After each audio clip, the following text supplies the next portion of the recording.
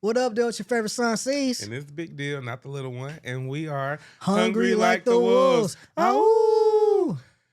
Oh, kind of how you doing today? We're finally on it with that shit. we, But I'm smooth. We now. are so good at it. I'm doing good. It's a great day. Yes.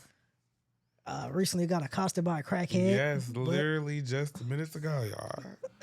But, Literally, the crackhead was almost drawn to kind of like a moth to a flame. The second I walked in.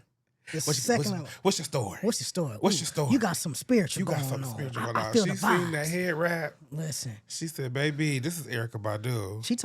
She said, meet me outside. I'm around She the corner. did. She said, meet me outside. I'm like, what the When fuck we is she walked talking away, about? I do believe I heard her scream, give me that ass.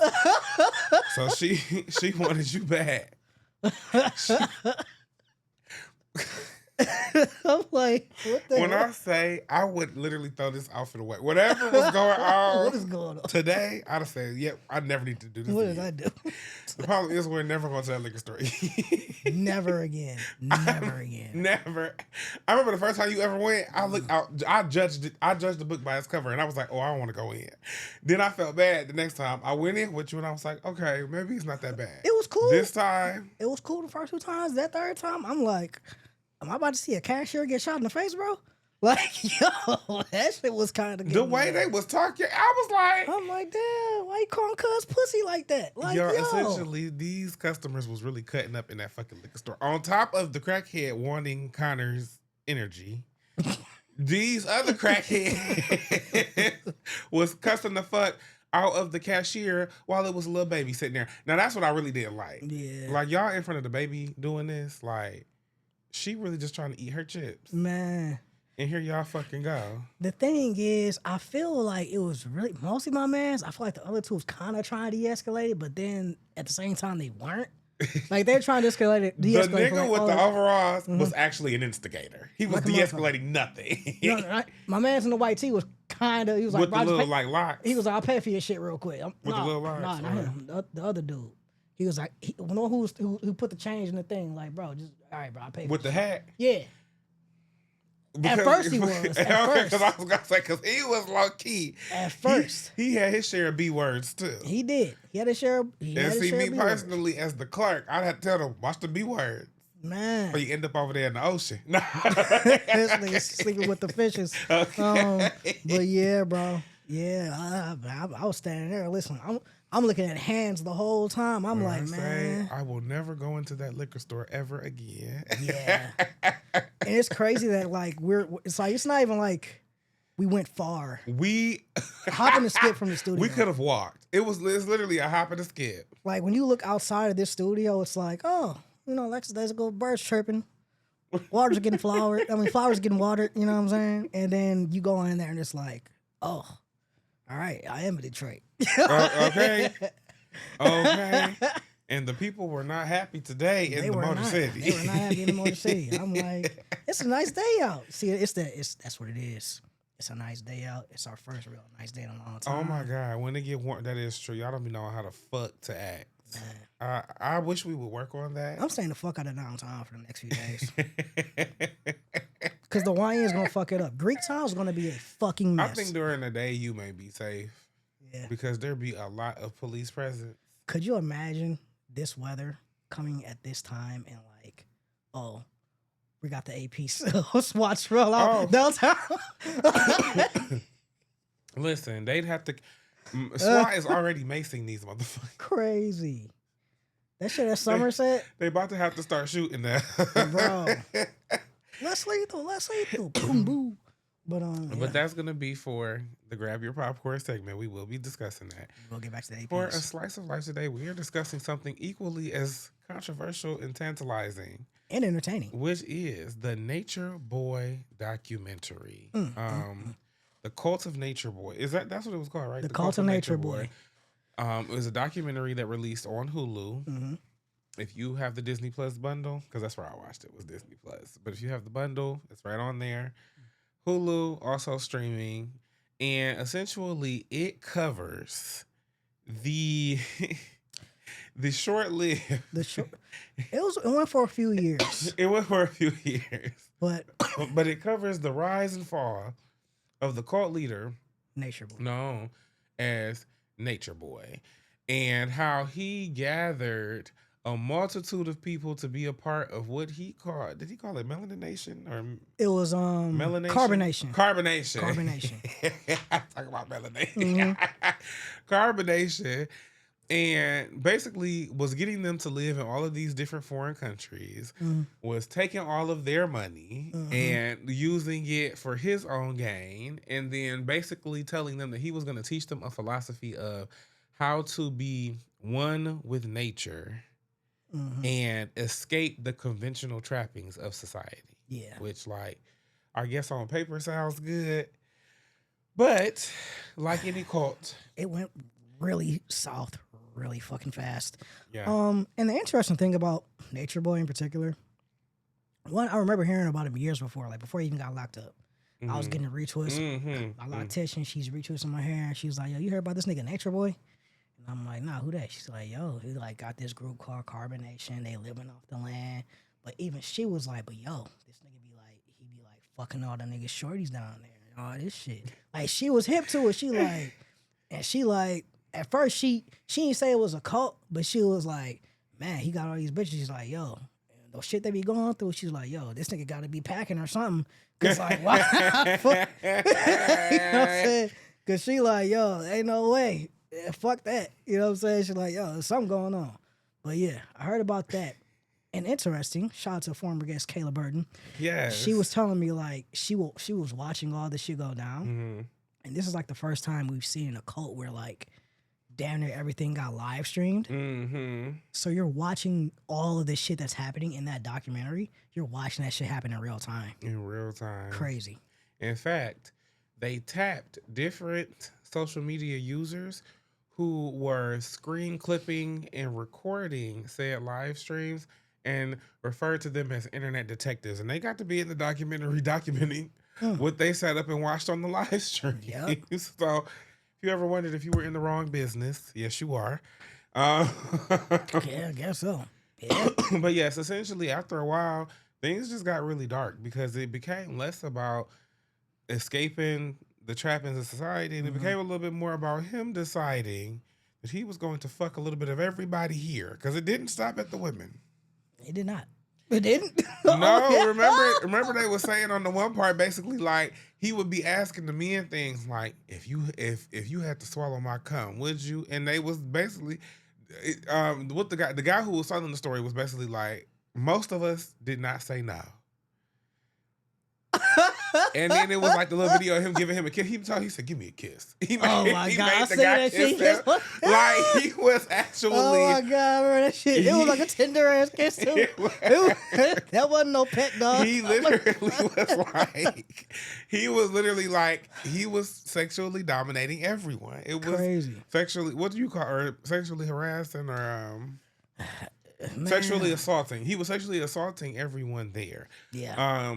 Literally recruiting people or going after people who didn't have a lot of experience in life, didn't have a lot, because the one girl, she went down there, she was a virgin. And not only is he linking her up to like be married to a guy and telling her he got to have sex with him, before she even could have sex with the husband he made her marry, he got her in a tent and he had sex with her while the little wife watched. Yeah.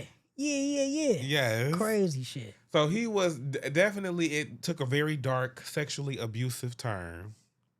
It even took darker turns because he was someone who was so like narcissistic. He even felt like he was going to challenge law enforcement. And literally, like at one point when they was in Costa Rica, law enforcement really just wanted them to restamp their passports. It was really no big deal. Like, we really just want y'all to restamp because y'all been here a while, your visa is expired. Y'all just have to renew your visas.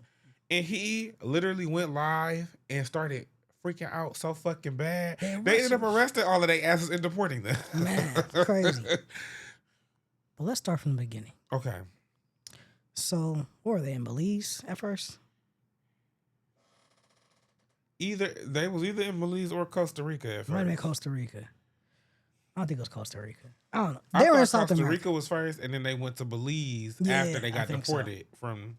So they were in Costa Rica in the waters. I ain't gonna lie, it was actually beautiful. Right? It was. It was actually beautiful. They had like an Airbnb or some type of shit going on. They did, and it was real fucking nice. Right? Everybody even though he would make them sleep in tents exactly while he stayed in Airbnb.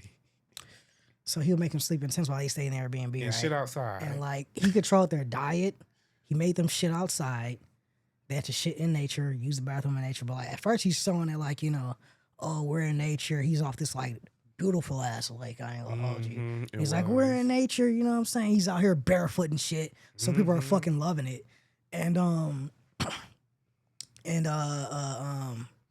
he's showing off this lifestyle, but then it's like he's controlling their diet. This is what you can eat, blah, blah, blah. And it's like damn near some not foraging, but they're eating like fruits and vegetables. They're on a vegetarian diet. Right. Really vegan. On a vegan diet. But it's like, a raw vegan diet. So it's like it kind of fucking sucks. Which I'm pretty sure I bet you that nigga was sneaking a fucking Cliff Bar in here. I'm telling you. He was using name money because I know for a fact if he was buying like ping pong tables and shit with they shit, I know he was buying snacks. I know he was. So different people will see him and shit, right? And they'll want to join the cause, but that's because they only seen the good part at the time. So they'll come down there and he'll be like, yeah, hey, I need your credit card and all this, your ID, I need all that shit. He would take all that shit from him. So some of them will be reluctant, but they will end up giving it to him anyway. And one day, this guy, he's like, yeah, they went and bought a fucking $700 ping pong. They want my credit card.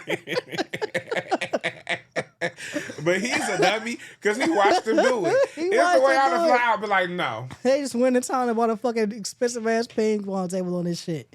And I'm just like, damn, bro. Yeah, that nigga. And so then it was even financial abuse. I forgot about that part because he was taking their money.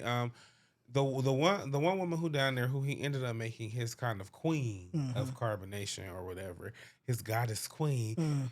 She went down there with like what? Did she say she had like $2,000 or she had like thousands of dollars though on some like 401k type shit or so, she had just had a lump sum saved up and she was like, I gave it all to him.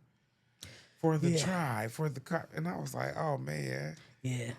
I think, do we have any more to discuss about it? Or do you want to, y'all should tune in. Y'all should tune in, but there's plenty to discuss. There's plenty to discuss about because, okay, go ahead. Because I feel like, she went down there, you know what I'm saying? I think she was in school or something. She dropped out of school for this nigga, for all this shit. He paired her up with somebody. This was the crazy part about her, though. That really was like, I said, you was a little lost already.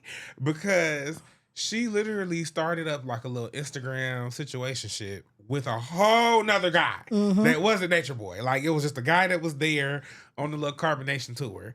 And then got down there, was dating him for a little while. Then talk about, well, Nature Boy was getting in their ear and he broke up their relationship. So now she fucking Nature Boy. She said Nature Boy in the big house. Okay. Because that's to me what I think it was. Like, bitch, you went down there for the worker and then said, what, the CEO want me? Hold on now. Man. All right. I mean, hold on now. She was fine, but at the same time, like, She was fine, but I don't know. It was just wasn't nothing between them ears. Nothing between them ears. It not was for a long space. ass time. Not for a long ass time. No, because... It was, that's what blew me with her though, because I said you was a little lost already though. Because why would you ever leave all of your life for this man you don't even know? You know what blew me? Old girl who went down there and didn't tell no fucking body. Like she said, like she went down there and she just like she cut communication with like her whole family and just left. Was that the white girl? Or no, that was who? Oh, white girl going back. The one that was the virgin. Yes. Literally, like, she cut off her family. Yeah. I would have been so fucking mad. Like you fucking went to a foreign country and just cut us off? I would have called the police. So quick. I would have called the FBI. I'd have been like, oh no, well, hold on. Somebody got to fire her. Like what? What? This is wildly irresponsible. This is crazy. Like, yo. But it was also, I think it was sad because, usually, just from the documentaries I have watched about cults, usually what them cult leaders do prey on is people who feel lost, feel a lack of community or village, feel like they want someone to come in and like guide them, or like they're usually people who are looking for some type of guidance or looking for family or looking for love or looking for whatever, and then they prey on that. And then these people go along with the craziest shit.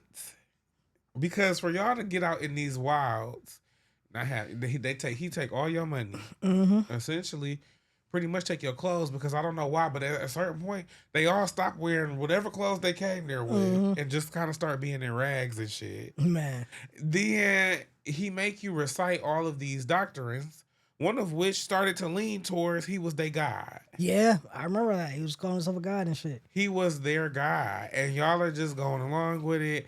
When I felt like so many of them said, my intention coming out here was just to basically like get out of the rat race. Yeah. Like, I wanted to do this then to the point where, you know, and this is where I just be like, sometimes you just got to kill motherfuckers because literally like the guy who was talking about, well, he was only beating his wife because Nature Boy was beating his, and you know what I mean? I was just like, no.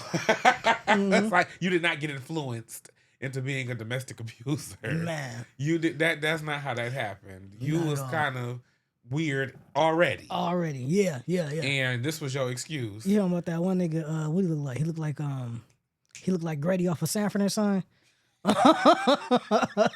You know what I'm talking about? I do know what you're talking about.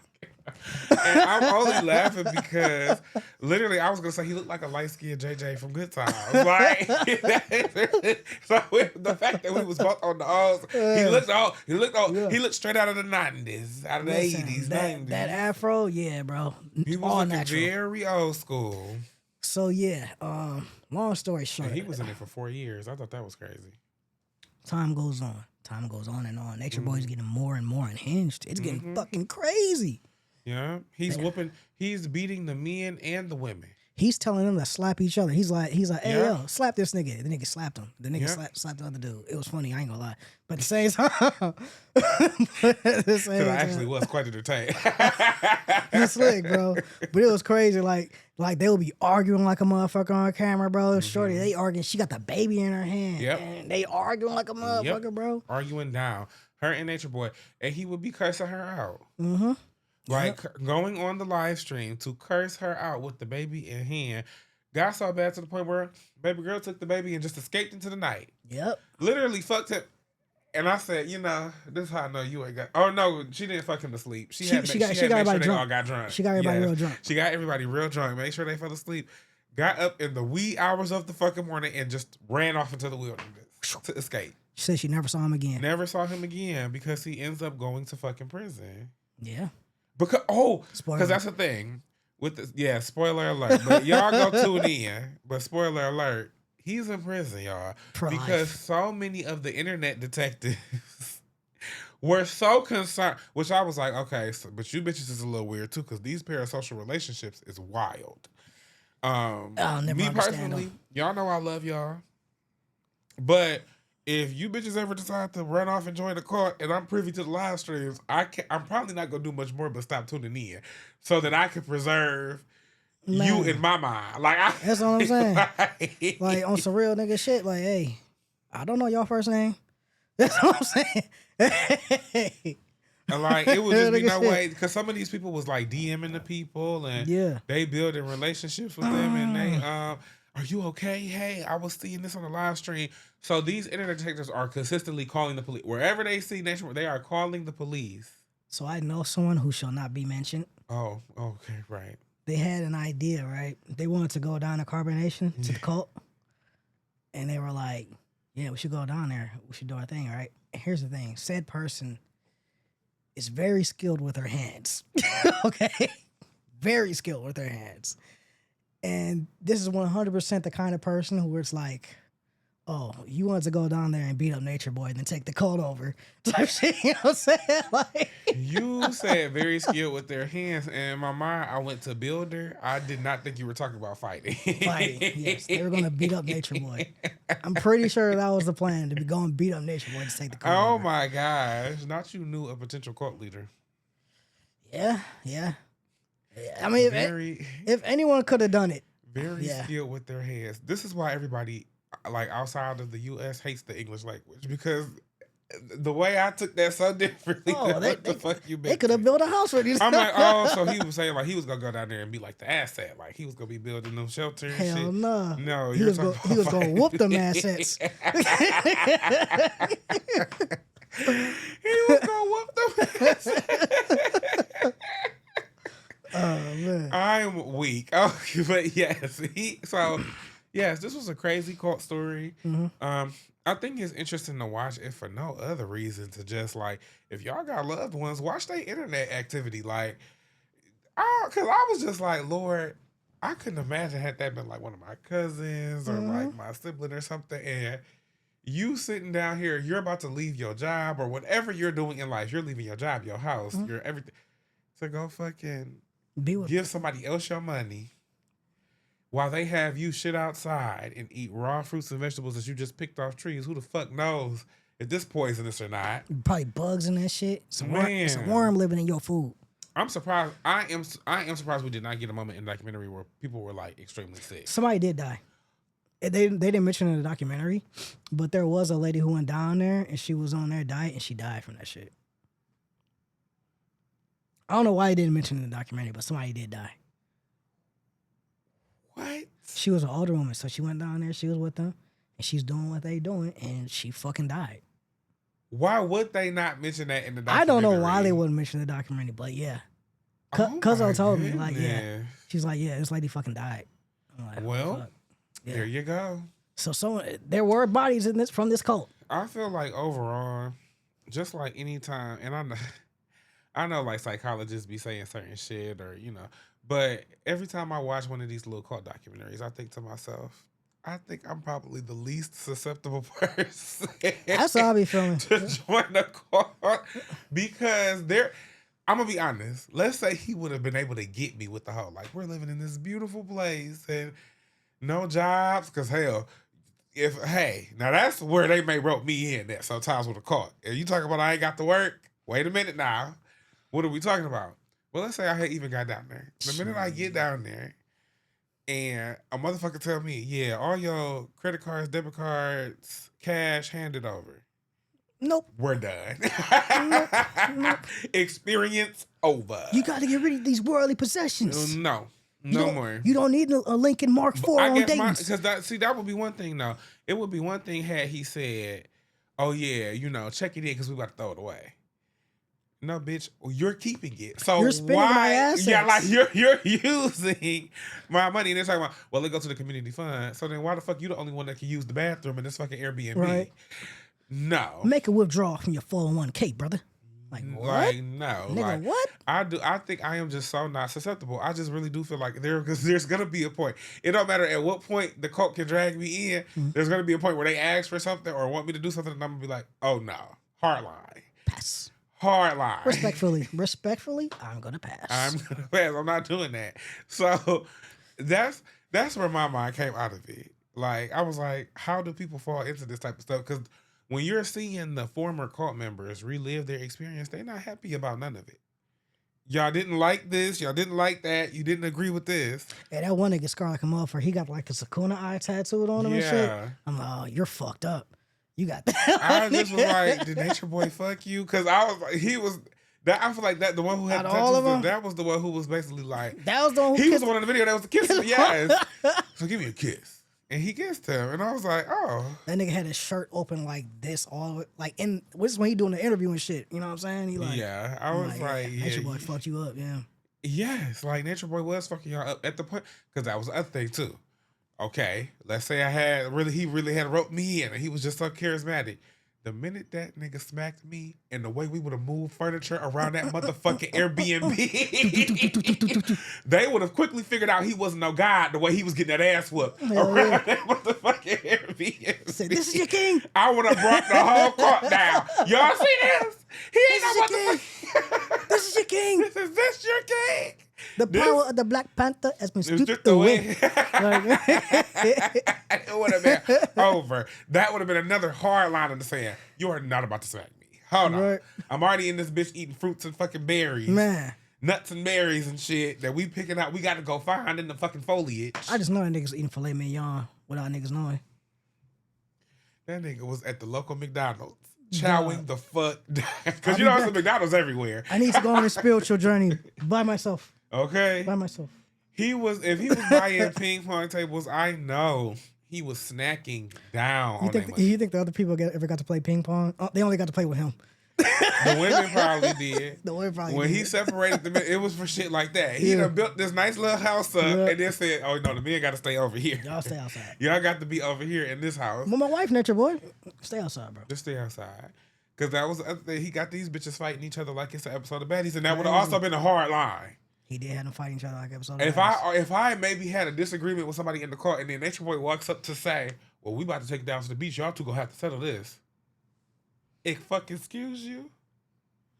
Man, I would have pushed that nigga down the hill. Like, okay, I'm leaving. Actually, I'm grabbing my shit. I'm gonna leave. Actually, I'm gonna take off. You know, I'm actually gonna go. I've had enough.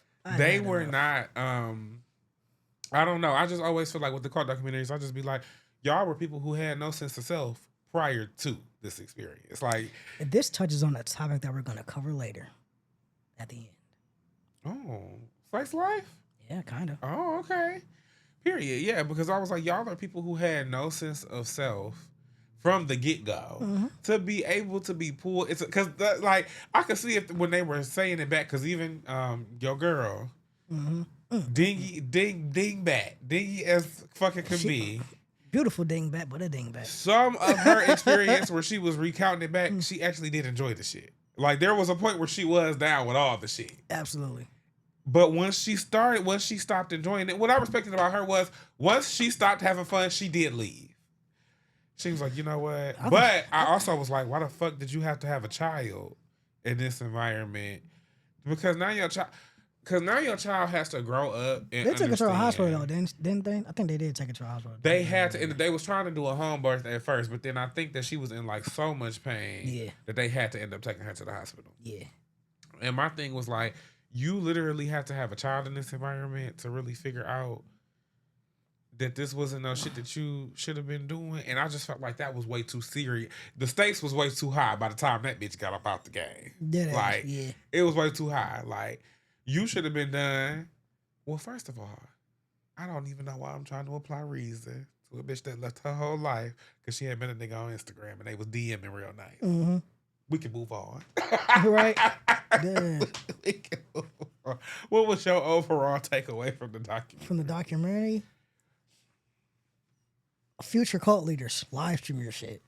That shit is entertaining. So give us way more content. Give us more content. We were entertained by this. Listen, but also, people, please be responsible. You know, I know life's hard out here, but you know, don't just like dip out on your fucking family to go into the forest of Costa Rica. And I do kind of need y'all to realize, don't get me wrong, I have a little bit of a timeshare in La La Land, okay? I vacation there often. I do need y'all to realize, though, there ain't no motherfucking Superman. There is no one that's going to come into your life and save you. There is no one that's going to come in and everything that you want done or everything that you want to accomplish, they are about to make come true. And if someone is coming to you promising that, I promise you they are a wolf in sheep's clothing. Absolutely. I promise you. There is no one person who just is going to come along in your life and say, I'm going to take away every burden you've ever had to bear. No. Because just realistically, we human beings and we are looking out for self first. So when somebody is coming to you with that offer, you have to then ask your question, what are they getting out of this? You know? Be your own hero, folks. Be your own hero. You'll like yourself better that way. I'm telling you, because ain't nobody coming to save you. And if they are, they're getting something better out the deal. And usually it's your soul. Exactly. Like your self-respect. Like they're doing it to control you. So at most, they want to coexist with you. Okay. At the most. And then even then, they're not trying to, the ones who are trying to coexist aren't trying to completely save you. You got to carry your weight too. They're trying to control you. They're going to save you. You're going to be sitting there without a burden in the world, but your burden is going to become them. Mm-hmm. The burden is going to become when they tell you to smack a motherfucker. Next thing you know, you're shitting outside and eating fruits and veggies all the time. So yes, be your own hero. Overall, what would you rate the documentary? Just like the execution, the coverage, what would you rate it? The Cult of Nature Boy gets out for me because that shit was funny, entertaining, and fucking crazy. My type of shit. Yeah. I'm gonna give it a little bark because it was cool. Mhm. And don't get me wrong, I actually was kind of locked in on it. Like Mhm. once I started it, once I had got past maybe episode 2, I was like, oh no, I'm gonna because I think it's only 4 episodes. Mhm. I was like, yeah, I'm gonna have to finish this. I feel like Nature Boy is like top 3 cult leader. It was pretty good cult it was leader. entertaining, but it wasn't. I've watched other cult documentaries that I thought were maybe a little bit more interesting, Mhm. or even had a little bit more of a better premise. Like the thing that a bitch was surrounding them around was a Mhm. little bit more interesting. Yeah. So I gave it a little bark. It was cool though. It was a cool documentary. Yeah. And now we are on to my favorite part of the show. Grab your popcorn. Hunter, we are talking about some real foolishness today. All right. I really do think everything is like foolishness. I love it. Yep, pretty much. We're on a foolish train. So let's get the ball started with some local news. Yeah. The Monroe County Sheriff's Office is investigating after surveillance video captured a vehicle crashing into the Pure Cannabis outlet store on Dixie Highway over the weekend. Before the suspect started a fire inside and rushed out. The sheriff's office said they received a report of a vehicle that crashed into the store around 1:04 a.m. on Sunday. Now, if you are followers of WXYZ Detroit, they reported on this story that happened in Monroe. I don't quite know, no details. Like, I don't quite know what these guys were doing. I don't know what the goal was. If you asked me, and I had to make an educated guess, I would say somebody is doing a little bit of insurance fraud. It might be. I can see that. Because they didn't try to steal shit. They crashed into this place and immediately they're pouring gasoline on the counters and shit. Yeah. And it's like, and then, obviously somebody was moving too fast. Yes. So these two idiots, Dumb and Dumber, take the car. They back into the dispensary, like full speed, ram it. They get out of the car in a rush, instantly, like Connor said, start pouring some gasoline all over the place. When they go to light the match, these niggas didn't even wait to get out of the store. Because, I think a smarter person, which I think a smart person wouldn't be doing this, but a smarter person would have said, well, when we crash into the place, let's go all the way to the back and then pour the gasoline in a stream leading out so that we can, like, throw the match from a safe distance. What I think it is, I think that adrenaline was kicking, and they were just trying to hurry up and get that shit. Yeah, done. once they rammed into the, they was shit. Dominic Shit. Toretto in this bitch. Oh fuck! All right, we're doing this. We doing it. We're here. Yeah. They set not just the store on fire, but also themselves. And as they had to take off out of the dispensary, they were also trying to like run fast enough to douse the flame. Yep. That had appeared on. I ain't gonna lie though. I ain't gonna lie. From what I seen, he set himself on fire, but Cuz was running fast enough to keep the bitch from spreading. Oh baby, he was put feet to fucking concrete. He was gone, but shit. I'm sure once that fire lit, that motherfucker said, "Oh!" Like you said, the adrenaline was already pumping from the rain. So once he got set on fire, he said, "Oh shit! Oh shit!" Yeah, he started moving. And you can honestly see, like, I need y'all to go to WXYZ. This story is on their page. You can clearly see, like, at the bottom, they flat out show when they caught on fire. Yeah. They flat out. Oh, he fell down, so he got his glove. Yep. Damn. Yep. Oh, it's a plastic glove, too, so, that shit probably stuck to his hand. Oh, yeah. Bro. Oh, yeah. Ooh. So these two, so we've got some real dumb criminals out there. I thought that was nice, light mess. Yeah. It kind of reminded me of what you call happened. The Detroit vs. Everybody store a few years ago. Somebody did a smash and grab there. Really? This happened years and years ago. Somebody did a smash and grab at the Detroit vs. Everybody store, right? And, I'm sitting with my loctician. She's like, oh, this is so terrible. I just feel like, damn, niggas robbing the store, this and that. And I'm just thinking, like, nah. Who the fuck out of every place in Detroit that I could rob, I'm robbing Detroit vs. Everybody? I want some Detroit vs. Everybody t-shirts. What? Next door downtown, right? It's over in Eastern Market, I think. Okay. But it's like insurance job, 100%. Like, no, niggas is not. Allegedly. Allegedly an insurance job. Thank you. Allegedly insurance job. Allegedly 100%. Allegedly. But yeah, ain't nobody, man. What? Like, nigga, I'm still. Detroit niggas is still in buffs. I ain't still on no fucking Detroit versus everybody t-shirts and hoodies, bro. Damn. Let me get some Cardis. If we're gonna do a smash and grab. No, for real, because I couldn't imagine. I don't think it was the one in Eastern Market. I think it might have been the one on Jefferson. I think they got one on Jefferson. Okay. By Lucky's or some shit like that. Yeah, see, I kind of agree with you there, though, because what do they want? Allegedly. What did they really want these Detroit versus? I just felt like we about to do a smash and grab on Payless. Smash and grab when the shirts all say the same thing. Man. So we just want one in every color. What is right? Hey, yo, what store we about to rob right quick? Mr. Allen's, nigga. Let's run up in that bitch. Like what? Hey, no, because if you rob Mr. Allen's, you're at the bottom. You're at rock bottom. And we begin to rock. You are at rock bottom. Niggas full of smash and grabs on Burlington. Niggas doing that. Niggas doing that shit at fucking Marshalls, bro. Okay, Five Below. We did a smash and grab. Five Below. Like, what the fuck? Steal all the fidget spinners, nigga. I would be in the circle planning the heist like, guys, are we kind of lowballing? What's the grand take, guys? What's the grand take? Okay. Grand take, $5,000. Anything you can grab at Five Below. $5,000 6 ways. Like, like guys, are we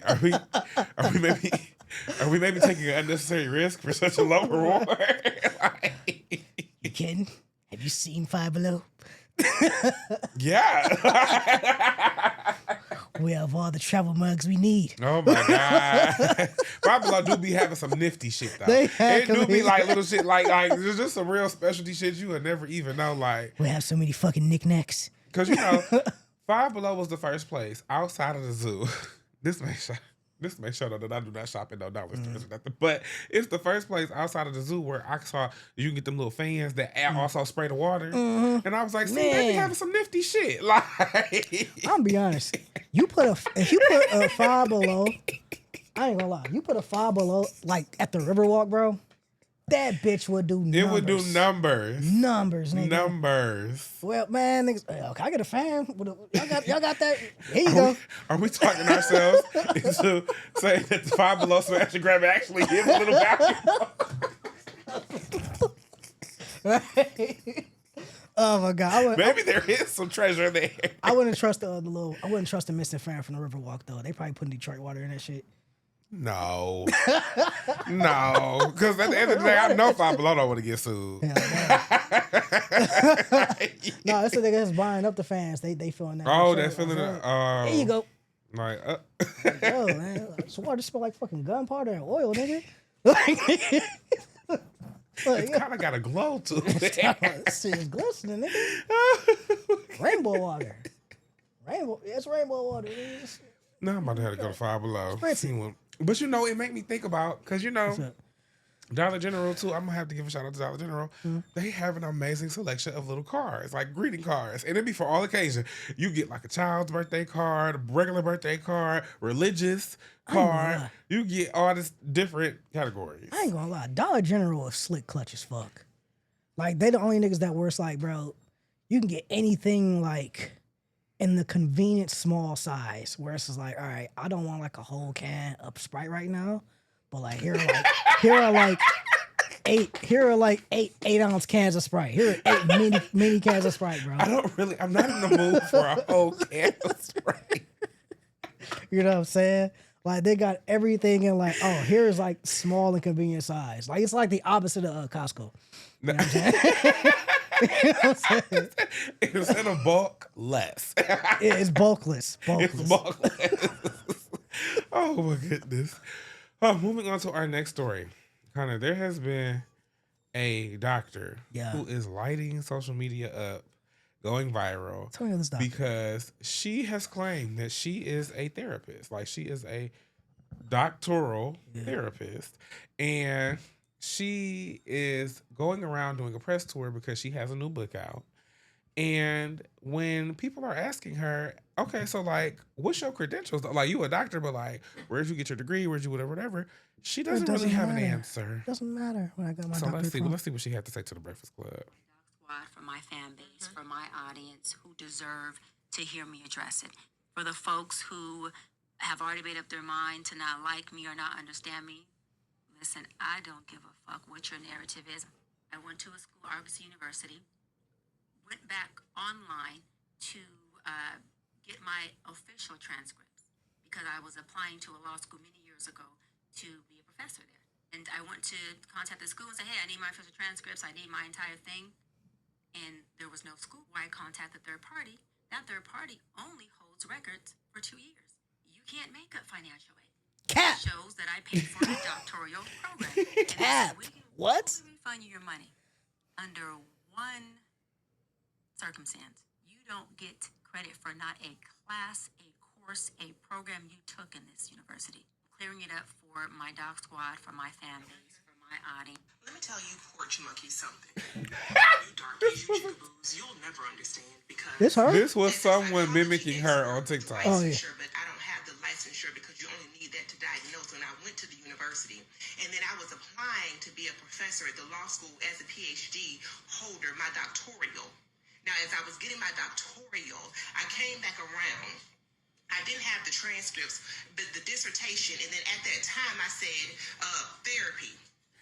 And see, what you don't understand is you don't. So they've been clowning her. That was a TikToker mimicking Dead her. ass. They have been clowning her because essentially when people are asking her to bring up her records, she is saying things like, well, the university dissolved. So I'm no longer able to access the transcripts, which Cap. I felt was a bold-faced lie. Cap. Because any of those, because, we went to Wayne State, and Wayne State does outsource the keeping of the transcripts to a third party.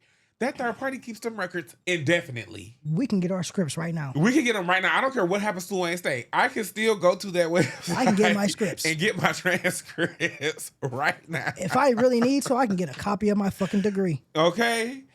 So that I was like, bald-faced lie. But my friend has been keeping me very updated on this case. Not only, so the university did dissolve. Like, that's the truth. However, there are people who went to that same university who said, well, I can still access my shit and download my shit. There it is. Right now, like, debunking that lie. Then, when other people are asking her, she's letting them know, like, so it's switched around. First, it was, university is dissolved, I can't access those records. Then it was, I don't owe you all anything. I know what I've accomplished. If y'all don't want to, like it, don't fuck with it. Then it was, listen, God called me for my calling, not the people. So I don't have to prove nothing to the people. Now, the latest one that I've heard is, what did she say to that lady on that little talk show? She told that lady, she said, because she said the God chose her. Oh, she told that lady, y'all know that I practice because all of my sessions have been live. She has appeared on Shannon Sharp's podcast, Cam Newton's podcast, and now The Breakfast Club. She's saying those were her live sessions. We've seen her do her work. Who the fuck was she? People back home, we call this gaslighting. Dog. Don't fall for it. That is gas. Listen, if And even more someone importantly, can explain some shit and they're saying like you're the problem, yeah, they're gaslighting you. And more importantly, it's grifting. More importantly, She was never a She was never this is the a- thing. Fuck that. I'm gonna say it because you can't come sue me because you can't prove it. Just You like can't you prove just you're a said, but you ain't got no records. You ain't got no records. She has never been a doctor. But she took the doctor title because it helped her to land certain. Because she's also number one, she's been on Basketball Wives, and it's like, but you just not about to tell me you know type of mental health professional, and your ass was on Basketball Wives arguing with hoes about to throw down over the motherfucking cheesecake. You're not about to. She was about to fight somebody for a cheesecake. She was about to fight somebody. I guess she had a women's empowerment brunch, and girl, she had told the ladies like, stand up and let's do this exercise, whatever. And one of the ladies was kind of feeling a little bit down that day. I don't know what the reason the lady was feeling down, but I do know that the lady who was feeling down recently, when she was filming a season of Basketball Wives, her daughter ended up passing away in a car accident. That's tragic. So I don't know if that was a thing that was having her down that day or whatever, but she did not stand up when it came to do the exercise. And so she walked over to her and was like, I feel like you're classless and something because you didn't stand up when I told you whatever. And she was like, well, it was other people that didn't stand up. She said, yeah, but I'm talking about you. And she was just arguing with her over nothing. Like, okay. over you're right. nothing. And Charles I was Buggy. like, yeah, you not about to convince me. Hell no. You is no You're fucking doctor or nothing like that. You're right. Grade A conflict resolution there. Okay. No, but for real, all like, right, Miss where was all Therapist. your little doctoral degrees then? In her So, imagination. She's grifting though. She took on the doctor title to be able to, because I mentioned the basketball wives thing today. She also was on Teen Mom as the life coach. She would be the one talking to the mothers about what they should be doing in their relationships, or what they should be moving forward with their parenting and all of this stuff like that. And so she has claimed this doctor title in order to validate the work she does across these different platforms. It really is just grifting. It's just pretending that you do stuff. You know, it's like that guy who got arrested and he pretended to be a doctor and he had his own practice. Doing the mark. Yes. Yeah. Or the guy we talked about now too. veneers. Yes. I was going to say that other guy with the veneers. Like, he was it's the fucking same shit up. thing, That y'all. boy It's was a putting- grift. And y'all got to be able to recognize a grift, because I'm sorry, but anybody, they've been saying it online, but like anybody who truly is a doctor, has like a PhD or a license or anything like that, they can't wait to show you that shit. That shit is on the fucking wall. It's on the wall. As soon as you walk in. They cannot wait to be like, yep, and I got my degree here from here and from here from here. Because that was my other thing. Harvard. That was my other thing. I was like, okay, the university dissolved, right? Yeah. Okay, you can't access your transcripts. You don't have the actual paper degree that you get at graduation? She ain't got shit. Nah. Because my thing was, we graduated during COVID. Yeah. So the university was not even open Mhm. when we were graduating. And they still mailed me They that still shit. mailed me my degree. They mailed me my shit. Hell yeah, nigga. And so my thing is like, you would have at least had the paper degree from that. Even if you didn't have your transcripts, you would have had the actual degree. Exactly. What had something. Something. So yeah. Cat. The people are grifting. Now, we're about to get into some real foolishness, What's that? because AP AP. Audemars Piguet. Peugeot. Peugeot. We're gonna say Peugeot. Ooh. Hold on. How to pronounce Peugeot. Peugeot.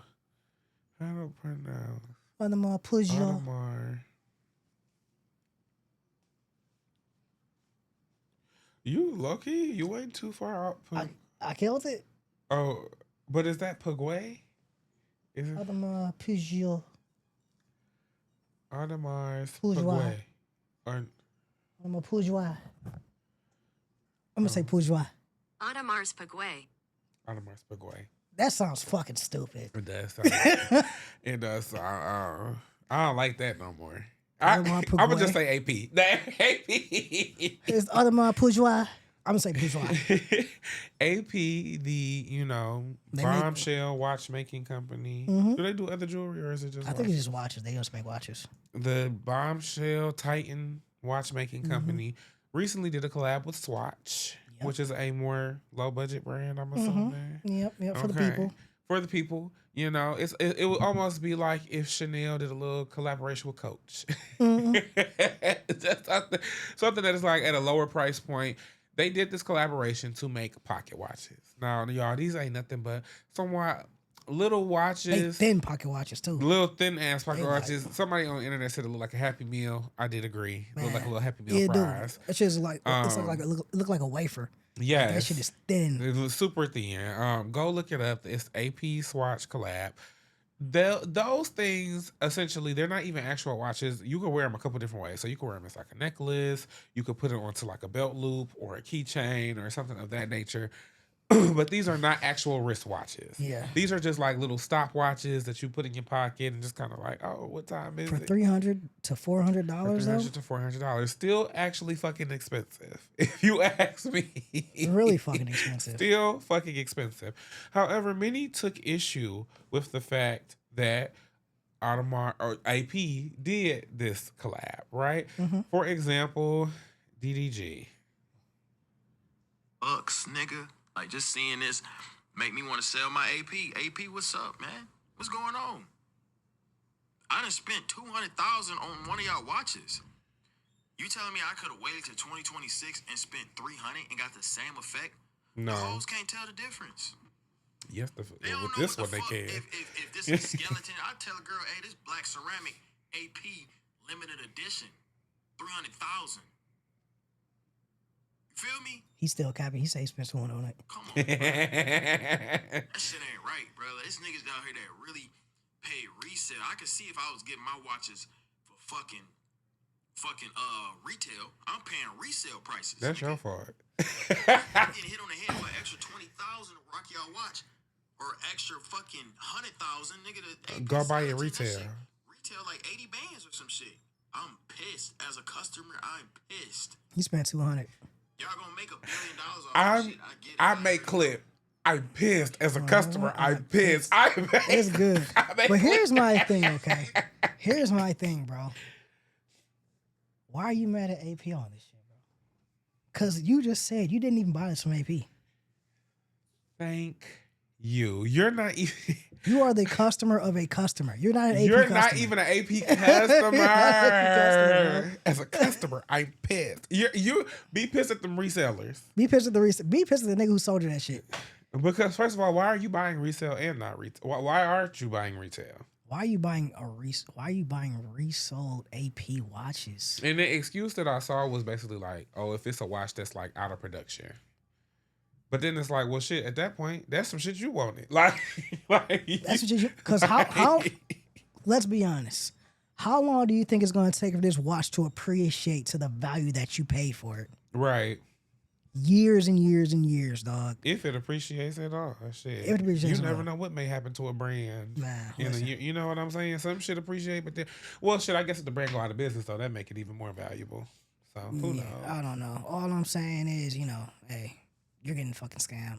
Jury's a fucking scam like a motherfucker. I ain't gonna hold you. All luxury items, because even the Birkins, that's what, because that's what made me think about it. Like, I was in my mind, like, how do you even know you have any real APs if you buying them from a reseller? You don't. Like, because the same thing with the Birkin craze, most people are buying Birkins from a reseller. When I watched the Hermes documentary, like they did a 2020 on the making of the Birkin bags and all that stuff, they were like, not only we don't make these in mass, number one. They are made to order, meaning like once we have a customer for them is when we actually design the bag. Then number two, they have a wait list. The wait list can be anywhere from 2 to 5 years. So when I consistently see even rich people with a whole bunch of Birkin bags, I'd be like, You're getting fake bags. You're getting fake bags. Have you ever seen Love Luxury on TikTok? Nah. no. They resell Birkins. Yeah, they're based in London and Dubai, I think. Okay. Just rich people coming in and buying and selling bags.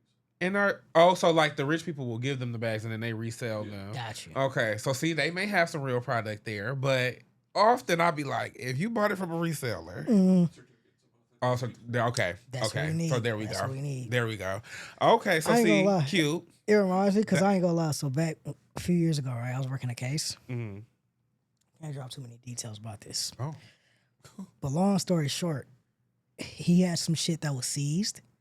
And a lot of it was like fake Louis bags and shit like that for a shorty. And I'm like, hey, folks really do be pushing these fake ass bags. So y'all like They it's real. do it all the time. But like they'll flex like it's real. Like, Yes. Here's your Louis Which bag, I shorty. don't think there's nothing wrong with, because I'm gonna be honest, I don't mind no fake product.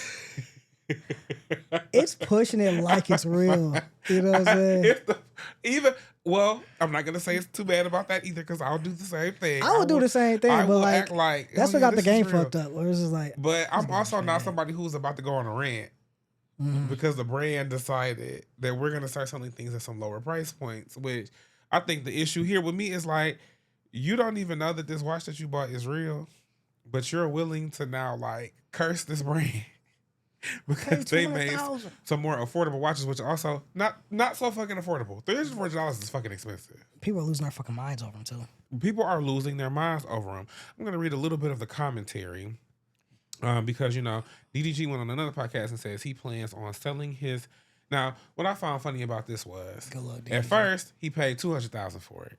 Then he paid $300,000 He told for somebody it. to pay And now $300,000. he's saying he's selling his watch worth over $180,000 because he's dropping a new collab. So I'm like, okay, which was it? 180, 200, or 300? Cap. Like I said, bro. I feel like, you know, I mean, DG kind of comes off like a fucking liar anyway. But, you know, man, who's he going to sell the watch to?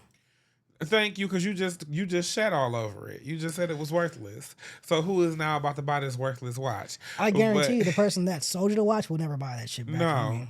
And some of the commentary is, niggas really be telling on themselves, LMAO, you ain't spent that money because you into that. You spent it because you thought it would make you look better than everybody else. That's the epitome of loser shit. It really is. I agree with that so hard because when you sent me that, I was like, he's such a fucking loser. Dog. He spent between 180 to 300,000. Talking about the hoes can't tell the difference. To Now don't pull get me wrong. shorties? When I do buy certain things, I do be like, oh, I'm about to kill the niggas with this. But it ain't really for them. It's still for me because I feel like it's fly shit. Exactly. I'm not buying it 'cause, like, I need this to pull shorties. Right. Like, no. What? Like, you need to spend how much money for this? right. Good Lord, bro. This other commentary was, this AP and Swatch collab just shows how much luxury consumerism is based on buying products folks believe have exclusivity that separates them from others and not because they actually like that shit. I also agree with that. I think everybody so badly wants to be in some sort of hierarchy. Ooh, my bad. This was, I guess it don't matter. This was the footage because honestly, even with people shitting on this collab and saying that now AP is worthless, people lined up in droves. In droves. It's not worthless. To go and buy this new collab. And when I say in droves, they were knocking each other over. They were, I mean, it was so many big crowds too, not even just in the US, but like across the world. Yeah. They were lining up, and it's to the point where down to the Somerset, they swarmed Somerset. Yeah. Which I was like, scary. Yeah. Like, you can relax, guys. Like, not y'all really up here with that bullshit, but they swarmed Somerset. And I do think someone had to get pepper spray down there at the That sounds getting pepper sprayed at Somerset, bro. Like, come on, dog.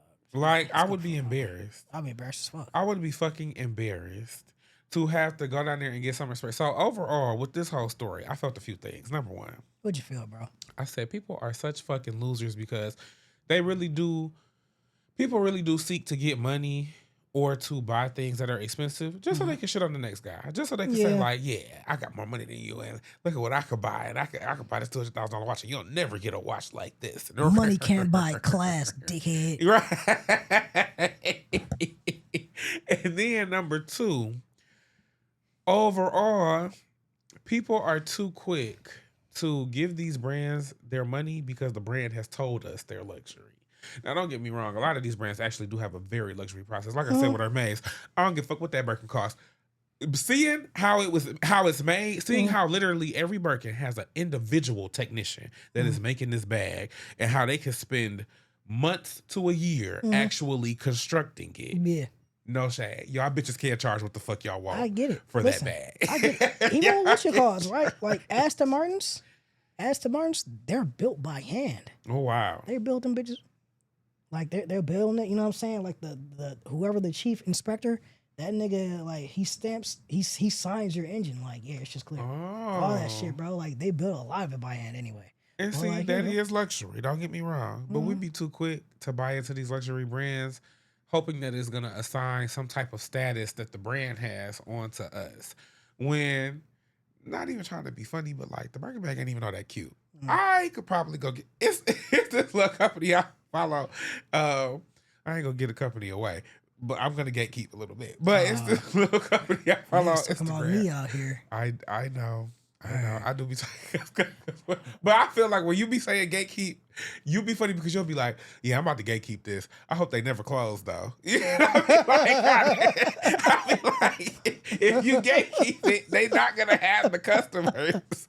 Just saying, I don't give a fuck what happens to this Instagram. Once I get my bags, I don't give a fuck. But the rest of y'all will not be getting the same. We's not about to show up with the same motherfucking bag. I was just like, He said, I just don't give a fuck, so it's okay for me to gatekeep. well, I told him mutual friend of ours, you know, I had my little brands I like to Yeah. shop at, and I had on the outfit from like my favorite brand at the time. He talking about, oh, you gonna have to send me the link to that. I had to shut him down so fast. Hey, we are not Tia Tamir. We will not ever show up in the same damn outfit, and you will not be seen wearing the same outfit that I don't. No. I had to draw a line. Nope. I had to draw a line. So the gatekeeping, I be having to do. Like when it comes to clothes and stuff, I'm gonna gatekeep. I am, because that's mine. It's my shit. Like, You know, I feel like I don't really gatekeep when it comes to my clothes, as much as just people see, like, oh, these are like the prices. It's like, all right. Sometimes, anyway. now see, I shop very affordably, so I don't think I'm ever gonna run into that. You know, I'm trying to get into shopping affordably now. I think I'm in my affordable shopping stage now, actually. Period. Yeah, I spent all my big money, I think, when I was younger, just to have pieces. Yeah. And then now I just buy kind of like low budget items to fit around those pieces. Boom. There you go. So I shop very affordably. There is some shit that's coming out now though. I do be wanting to get a little crazy again. I ain't been seeing a lot of shit like that lately, bro. Schiaparelli. Huh? Schiaparelli. Schiaparelli. Let's have some shrimp. That's just something come with shrimp, bro. What's that? You're not about to do. This is the luxury brand right now. Let me see if. Oh, you know what? I'm gonna show you from my actual fashion album, because this was the shit I took pictures of that I wanted to wear. Do a little hold music so I can find this picture. That's the only thing I hate about my fashion. I wish it was a way I could search. Yeah. But it's all just pictures, so I kind of got to eyeball it. Oh, here we go. Schiaparelli. Swipe, like, which way should it be? I don't know. This way. Okay. And then you'll see a couple of the other. You said, be careful how you swipe, nigga. No, not in the fashion album. This is the fashion album. You'll be fine there. I'll fuck with this fur coat. I got an album called Make It That's Nasty. just Now, the- that I wouldn't even let you see the album. Thank you. Thank you. So yeah, Schiaparelli, they have some really nice stuff. Schiaparelli. Super expensive, but I was like, oh man, I would love that. But yeah, I do be gatekeeping, but I also am not an elitist. Mm-hmm. I've never looked down on nobody because you wasn't able to afford this piece. Or I just feel like as long as you look good, like there are so many different ways to look good without spending a whole bunch of money. So it was sad to me to see like how much controversy this collaboration caused, because I said first and foremost, why the fuck, if you are a customer, because that's the other thing too, you trying to be elitist, but you really out here ranting because of how much you spent. Bitch, do you got it or not? Got it or not? Do you got it or not? Because it really ain't tricking if you got it. It ain't tricking if you got it. And it wouldn't have been nothing to you that you spent $180 or $200 or $300, whatever it may be. I'm just saying. It wouldn't have been nothing to you, so you wouldn't have cared about the collab if you really had it like that. Oh, they're getting a piece for this much? Okay. Like, oh, okay, cute. I'll still stick with my little $200,000. Here's my ceramic one. Okay. Hey. So for me, it just was like you complaining about the price. My thing is, why would you not, as a customer who spends a lot of money, be happier that you maybe could have got something at a lower price point? You think if you're a customer, I'll go ahead and say customer. this brand now, because gatekeeping it did nothing, because Beyonce wore it on her motherfucking tour. So it just Daily Paper was, you know, I've been shopping with Daily Paper for years now, and they Daily Paper. You think I ever would be fucking disappointed? Because mind you, at most, like some of my transactions, I done spent $500 at Daily Paper before. You think I would be upset if one day they woke up and was like, yeah, you know, we're this new drop, it's gonna be anything, it's gonna be $100 or lower. Everything for $100 or lower. You think I'd get on the fucking internet and be like, oh, that fucking money I spent? No, I'd be that bitch. Oh, I'm about to give me some more Daily Paper. I'll be real the quick. first bitch. Yes, I'd be on the website. Ooh, when this shit come through, nigga? Shit, hell yeah, nigga. Are you kidding me? So it was just sad. That was a story that made me sad this week because I was like, wow, everybody really just want to be better than everybody. Y'all really just want to climb to the top. But they doing the ass backwards. That's the problem. They're looking at how other people are doing it, and they're doing it ass backwards, I should say. Elaborate. Like, they're getting shit that doesn't really fucking matter. Okay. You know what I'm saying? It's like, oh, I'm trying to be better. Like, yeah, you're wearing better shit than me, but like, how that portfolio looking? How's your life looking? Okay. How's this balance book looking, sir? Because we both struggling. Both living gig to gig. Man. Because that's what you find out. Because then when the pandemic happens, you saw so many celebrities rushing to try to figure out, what can I do for money? What can I do for money? What was that shit they got? What's the app? Versus? Cameos. Oh, cameos. They was rushing because it was like the money dried up super quick. I said, what's the point in being all rich or standing above or whatever if we all living paycheck to paycheck? Did you see that one cameo with Ric Flair? Where he was like, this one guy was getting married and he paid for a cameo from Ric Flair. Congratulate him and shit. And Ric Flair, he's looking at shit like, what? You getting married? What the fuck you doing that shit for? He was drunk as hell. This cameo, this nigga for getting married, bro. It's like, bro, I just paid you to like congratulate me. Like, what is this, dog? But yeah, the cameo era was kind of hilarious, not gonna lie. Super hilarious. You're not gonna be familiar with this person, but there was a drag queen, Corey King, I think is her name, but she did a cameo for someone because they completed a paralegal program. So essentially, let's say you was doing a paralegal program. Me as your friend, I hired this drag queen who I know you like to do this cameo to congratulate you on completing your paralegal program. Okay. This bitch, Corey, reads the paralegal thing and thinks it means paraplegic. And so goes, I want you to shout out my friend and congratulate them because they just completed a paralegal program. Oh, so they can't walk. Oh my gosh. Yes, congratulate them because my friend worked so hard and a program that usually takes 8 years, they completed in 4. Half time. Oh, you completed it half time? Oh, girl, you about to be walking again. You about to be walking again. That's so hilarious. That's funny. That's funny. That's actually a good cameo. That's a good cameo. That shit had me so weak. Yeah. She said paralegal. Oh, so you can't walk. They completed it at half the time. Oh, you about to be walking again. Yeah, you about to be strong legs on this one. Okay. All right. That shit had me so weak. So moving on from AP to AB. AB. Adrian Broner. Y'all may be familiar with him. You know how you sound? That's how you sound. That's what he used to do. Every time you be hearing when you were throwing in that Maradona fight. I tell you all the time, bro. AB. You may be familiar with Adrian Broner because he was a boxer, close friends with Floyd Mayweather. I don't know. Was he ever officially on the money team? No. No, okay.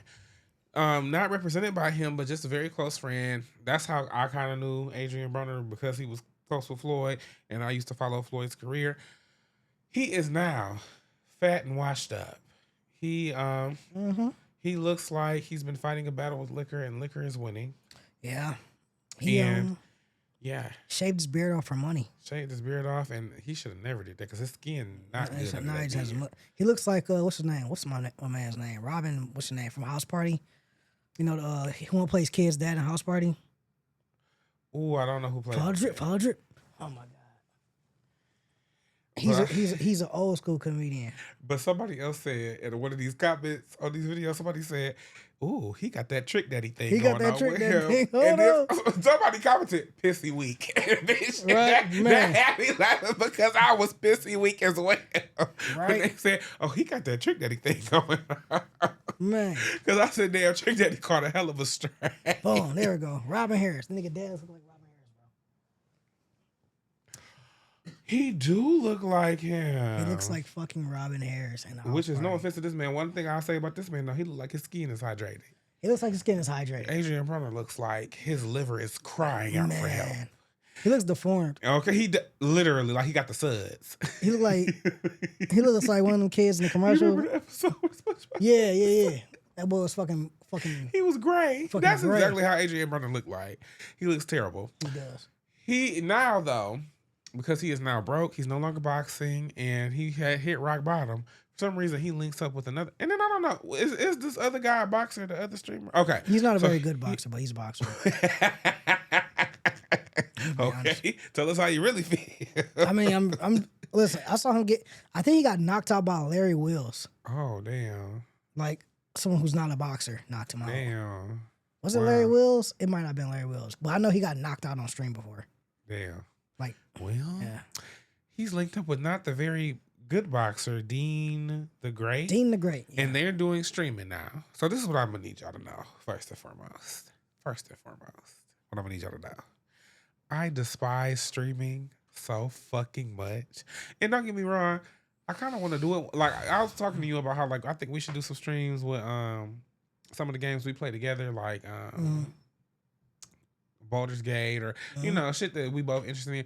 I was thinking about that. I, however, don't feel like we would be so infuriatingly annoying. Because what I hate about the streamers is it always seems like they are in a race to the bottom. Like, what obscene thing can I do to like make sure these views and these clicks and all this other bullshit come in? Yeah. And it just gets to a point where it's like, y'all are weird as fuck.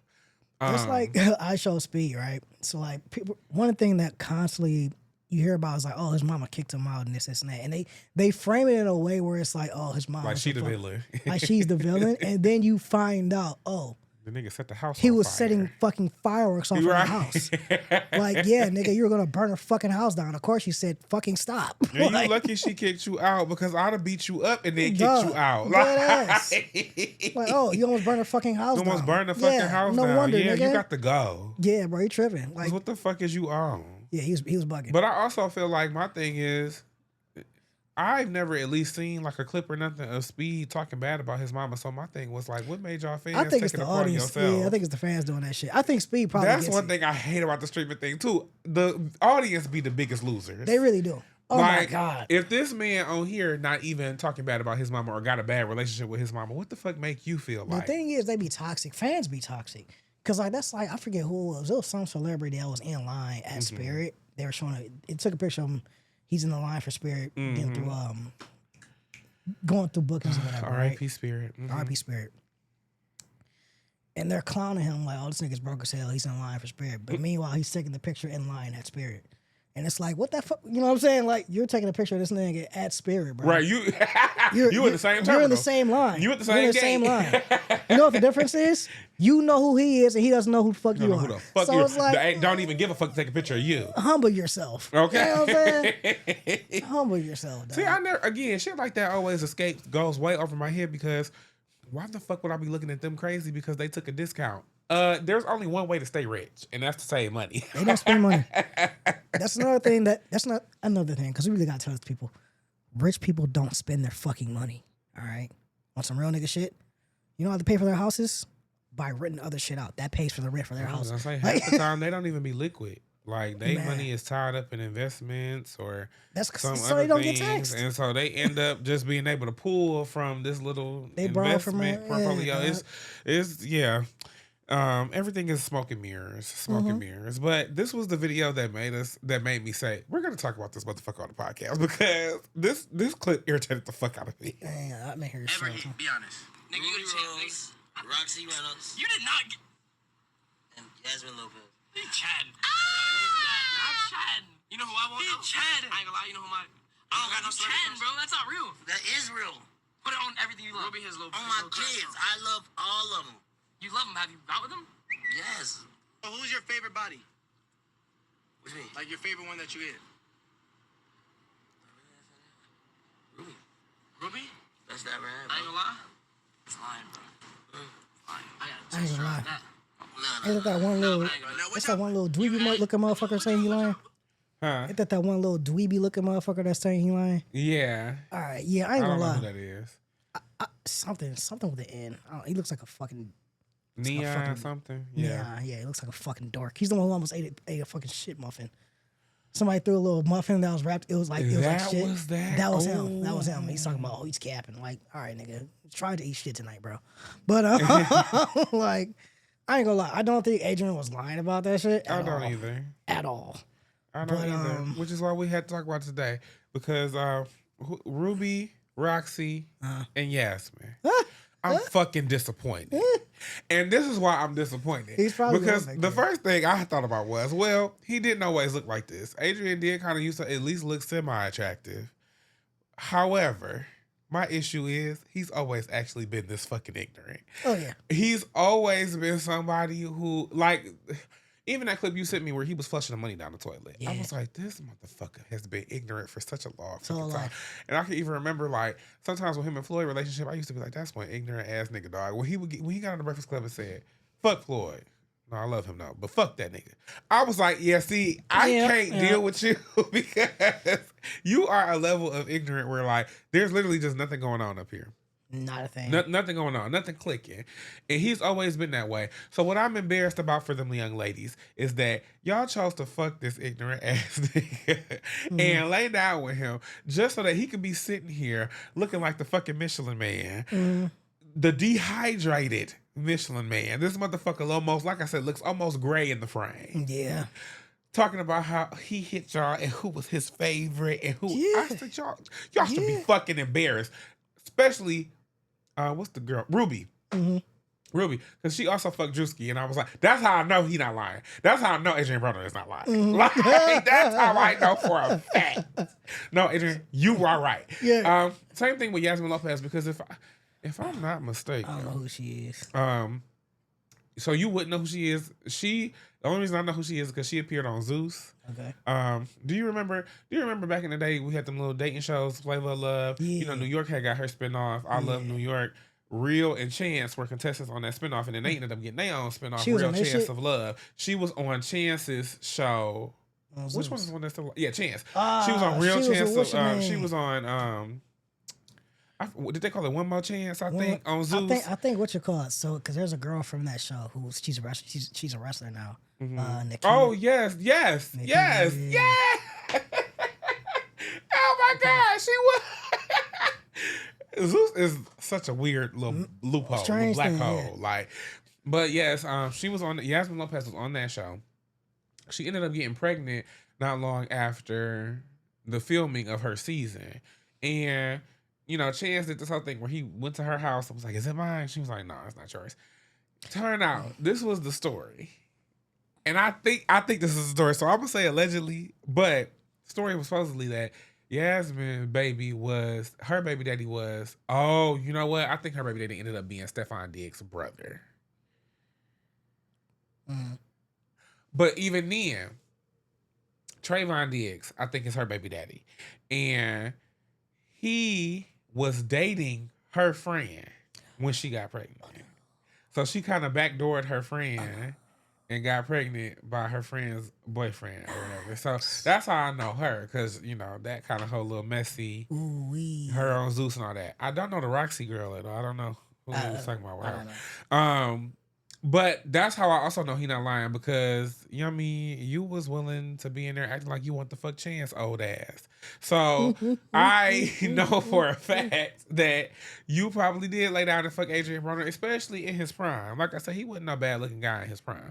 So I believe him 100%. My issue is I want young ladies to go out here and pick better when you are deciding who you are about to lay down with and give your body to, because not only do these motherfuckers be losers, because I said that was some loser shit. I'm sorry, that whole video, loser shit. Yeah.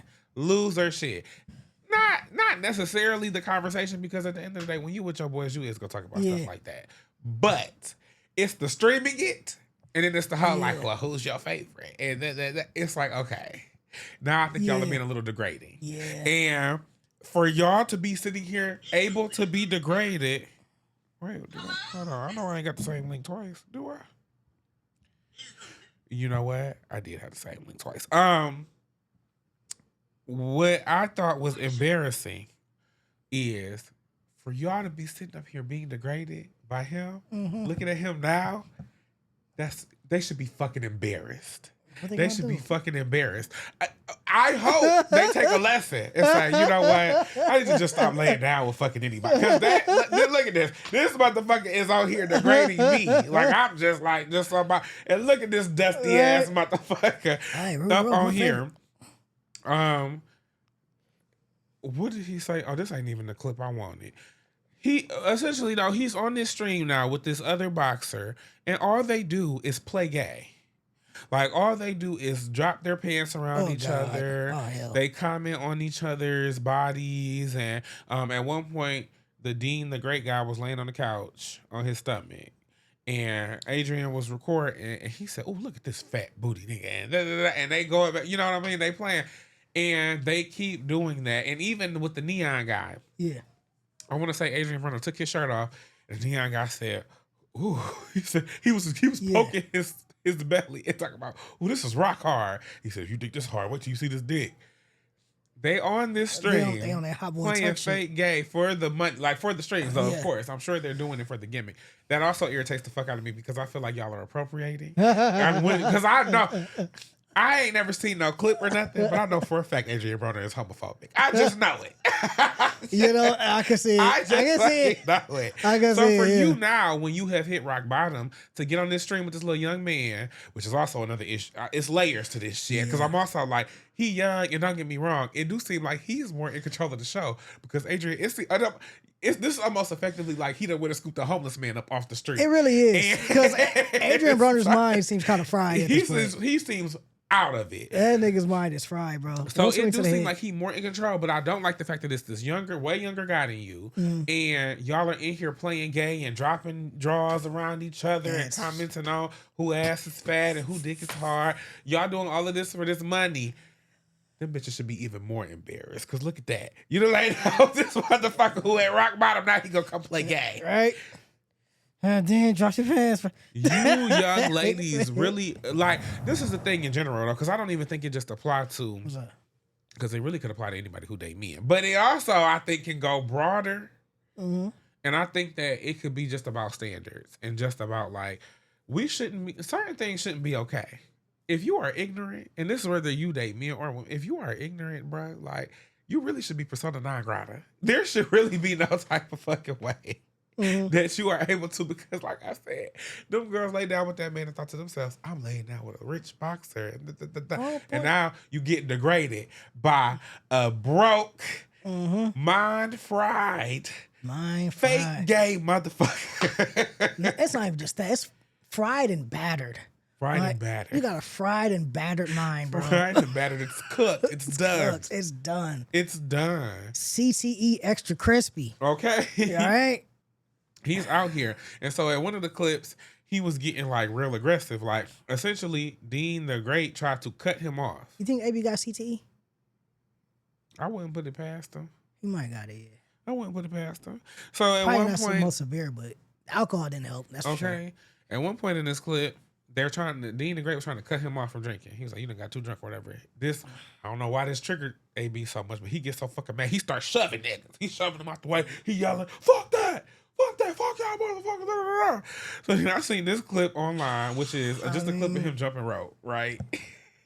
Just look at him. I mean, he's jumping the fuck out of this rope. Yeah, I need he y'all is. to understand. He's doing that whole, like, boxer thing where they, like, whip it and then they kind of, like, fold it in and fold it out and the do all that reflexes are bullshit. still there. Yeah, like he's they were saying the original comment on the clip said, this the most in shape, out of shape nigga I've I ever swear to seen. God, bro.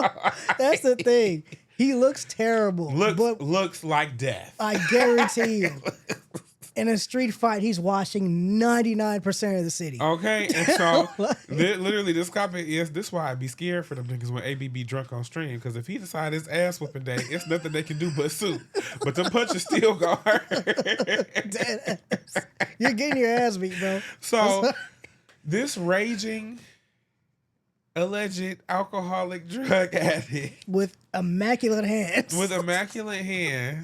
is on stream being fake gay and real aggressive. Yeah. And this is who these young ladies decided to lay down with. Now, Ruby Rose, again, I'm always gonna just be the most disappointed because you bad to the motherfucking bomb. Ruby is bad, and even like even I have just an appreciation. Sometimes she does the most intricate poses in her little like Instagram posts and shit. Yeah. Like she really got a lot of body, and she's high key. I was like, she do poses sometimes, and I'd be like, damn, bitch, you're athletic. Like I bet you could run. We talking about this Ruby Rose? No. No. Is that her name too? Yeah. Her name is Ruby Rose. The girl who was in Orange and New Black. Yeah. I thought her name was Ruby something else. It's Ruby Rose though. Ruby Rose. Okay, I got her. Oh yeah. Okay. So for example, Connor, this pose. Yeah. So that looked like some when you really are looking at what she's doing as far as like the getting on that sink at that angle and this bitch athletic as fuck. She is. Body is T. She's bad to the fucking bone. Look at her. Absolutely. And you laying down with fucking Adrian Broner and Drewski. Hey. Bitch. Yeah. I'm so irritated, Connor. I'm so irritated. And this is her being bad. This ain't even that athletic, but look at her. Fine as Beautiful hell. girl. Oh, look at that. God damn. I just know it ain't shit between One the more time. ears. Oh, wait a minute. Oh, you say My put bad, a song I had you. You know I'll be quick because we be having to move on to the next Ooh-wee. topic. She fine as hell. God Gorgeous. Like the girl is a knockout. Oh, this is Yeah. the pose that made. This is the first pose where I was like, damn, this bitch athletic as fuck. damn. Look at that back, nigga. Okay. Shit is shredded. Shredded. And I was like, yeah, Bro, she like cold. she could hit somebody with like a bow and arrow from like 200 yards away, bro. She ripped. Okay. This you see, so you see what I'm saying. I'm glad it ain't just me. Where I'm like, no. Not only is you bad to the bone, girl, She's strong you as look shit. like you is. Girl, go do something. Go be a trainer. Honestly, she's slick You ripped. laying up with fucking Adrian Broner and Drewski. I'm just embarrassed for her. And disappointed. I'm disappointed because them was some real baddies he named. All them pictures, the pictures of the girls they showed, them girls was gorgeous. And I said, look at that. Look at that's y'all legacy. That's y'all legacy. Now, part of me, I'm like, let me not be too patriarchal because nobody is defined by who they sleep with, especially not a woman and a man. But y'all bitches should be embarrassed. I'm sorry. Just a little bit. You bitches should be embarrassed. So y'all should start being like, you know what? Next time I'm gonna keep my pussy in my pocket. And so I had to just talk about that because I said he's fallen so far. Far. And I feel like it low-key was red flags, even in his prime, that he was gonna fall that far. Oh, yeah, The absolutely. flushing the money down the toilet was actually like pretty bad. I mean, his whole approach to Maidana was kind of. He thought he had it won. Anyways, So yes, that was a B. Oh Lord, I always pronounce his name wrong. The new mayor of New York, Mamdani. yeah, Madani. Closed a $12 billion deficit in 132 days, fixed 100,000 plus potholes, secured millions for gig workers, fined corrupt landlords millions, raised snow workers to $30 an hour. And then I will also add on with that snow worker thing. These wasn't even just the official like city snow worker. These was he offered any citizen that was willing to come and shovel snow to make sure that the city was navigatable. He offered them $30 an hour, $30 plus an hour. And violent crime has hit a historic low in New York. The new mayor. Maybe they're on something. I am hoping that he is the first wave of a new breed of politician that actually wants to Do affect shit. positive change. Like that actually is getting into the position, not for the title, not for the access, not for just kind of like the free money to not do nothing. Here's the thing, though. He's New York, right? He can tax billionaires like that because there are plenty of billionaires out there that In got New shit York. in New York. Can't do no shit like that here. I mean, you got rich people out here, but not like that. Like that. New York. You can. Because some of these, because this is my thing. We living in the point, don't get me wrong, maybe not billionaires, but we're getting to the point here in the city, you know, every fucking house, I don't give a fuck if it's been dilapidated for years, every fucking house is $100,000 plus. Crazy. Landlords will buy up these homes and just leave them sitting there. Leave them sitting there blighted as fuck because what they hope is that somebody is going to come along that sees more value in the property and then they can sell that back off at a premium. If our mayor was like, well, and you know, I do think Mayor Sheffield does have a plan to hold least like any what's the word I'm looking for? Because it was a specific thing. Basically, like if you were a LLC, like a company that is buying up these properties, they were trying to do something basically where like they they have to make them livable and actually like have tenants. Like they can no longer just buy up And just let it these sit. big buildings or these houses and just kind of let them sit here. So they're working on stuff like that. But let's just say she had went to the extreme and said, y'all want to own this property? I'm taxing y'all this much. If that shit ain't up to code, it ain't up to date, and you ain't got no tenant living in it, and you're not doing anything to contribute to the economy of the city, you will have to pay this much tax. Because now you're bringing out everybody else's value, everybody else shit. Okay, You're fucking up my equity. You're fucking up my This equity. fucking eyesore. And then again, because so we've had this talk. I've been on a house hunt, right? Right. And I see exactly what the fuck you're talking about. Where it's like I be seeing houses. Oh, just so y'all know, I wasn't more. I think my license is still good. It may have lapsed, I don't know. but I am a licensed mortgage maker, so I'm not just talking shit. But go ahead. Something like it's crib, right? It's like they want like 160, right? Outside looks amazing. You go inside, this bitch need work like a motherfucker. It's fucking guts in this bitch, bro. Yeah. Ain't no insulation. Yeah. It's a fucking nightmare inside the house. And I'm just like, a lot of these landlords, a lot of people who own these houses are not realistic. But you're also starting to see though, in some places, a lot of places, you're seeing those sharp price drops over the months and years and shit where it's like, this nigga done put this shit up like a year ago and it was like $50,000 more. And it's like, ain't nobody buying it. Ain't nobody buying it. And they had to take it off the market and try to reintroduce it. And then you're also seeing things because I will say the worst the worst pain ever is when I be looking on Zillow at the sale history and see that a motherfucker bought this bitch 10 years ago for $400. Dog, I seen a fucking it's this dope ass penthouse right over in Courtown, nigga. Shit is dope as fuck. It's like it's right by Motor City Casino shit, right? Dope ass penthouse. Folk bought it for like $200,000. They want like 1.3 mil for that bitch. And y'all are out your motherfucking mind. Plus HOA. Get the fuck out of here. Now that's where I do be drawing a hard line. What the fuck do you mean? Bro, 1 million. I'm sorry, your mortgage is literally about to be like double digits. Your mortgage is about to be like $20,000. It's a building. Like It's that. a building. I ain't gonna lie. Actually, for this one, it might be. I mean, I'll have to like see like what's actually in there. But it's a building around the corner from Second Best. That's like it's like a residence. Like the whole building is like one residence, and they want like 1.8 million for that bitch. Now see, But it's the whole building. It's the whole building. It's the whole building. Now that may be a little bit depending on how it is on the inside or how much work you may have to do. That's a little bit of a bang for your buck, and then you could get it and rent it out, and that could be income. Man, I'm saying for you. So they marketed it like the whole building, but the square footage wasn't making sense to me. I'm like, this should be more than like a few thousand square feet. Like this should be fucking huge. Right. But okay. Whatever.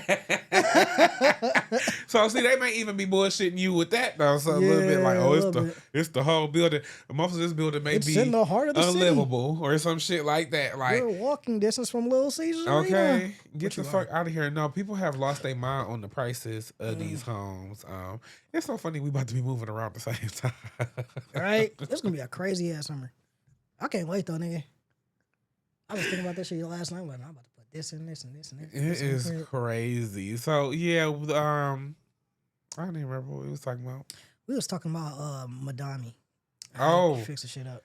Right, but so like even here, like if they were to tax these people who are, rent out, because I think really Madami's tax focused on landlords who are maintaining properties that are not up to code. Oh no, bitch, we would tax that ass until they are brought up to code. You will be paying this tax, and we will be, you know what I mean? Because at that point you are not serving our citizens. Is Detroit having that problem?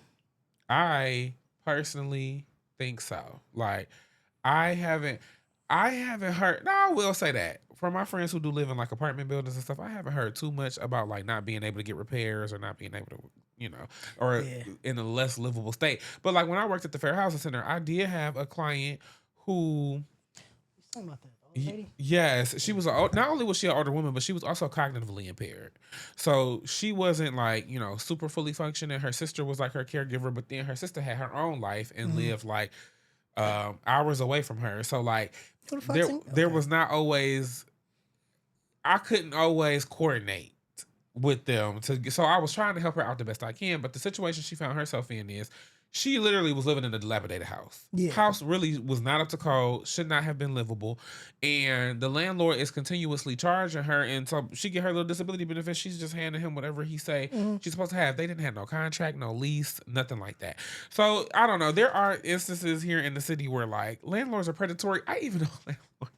Because a lot of landlords, they want to buy some shit up and then they want to rent out to Section 8 because it's the guaranteed pay. Like Section 8 pays you out and then the tenants pay their portion of whatever their stipend. Yeah, so they pay their little portion.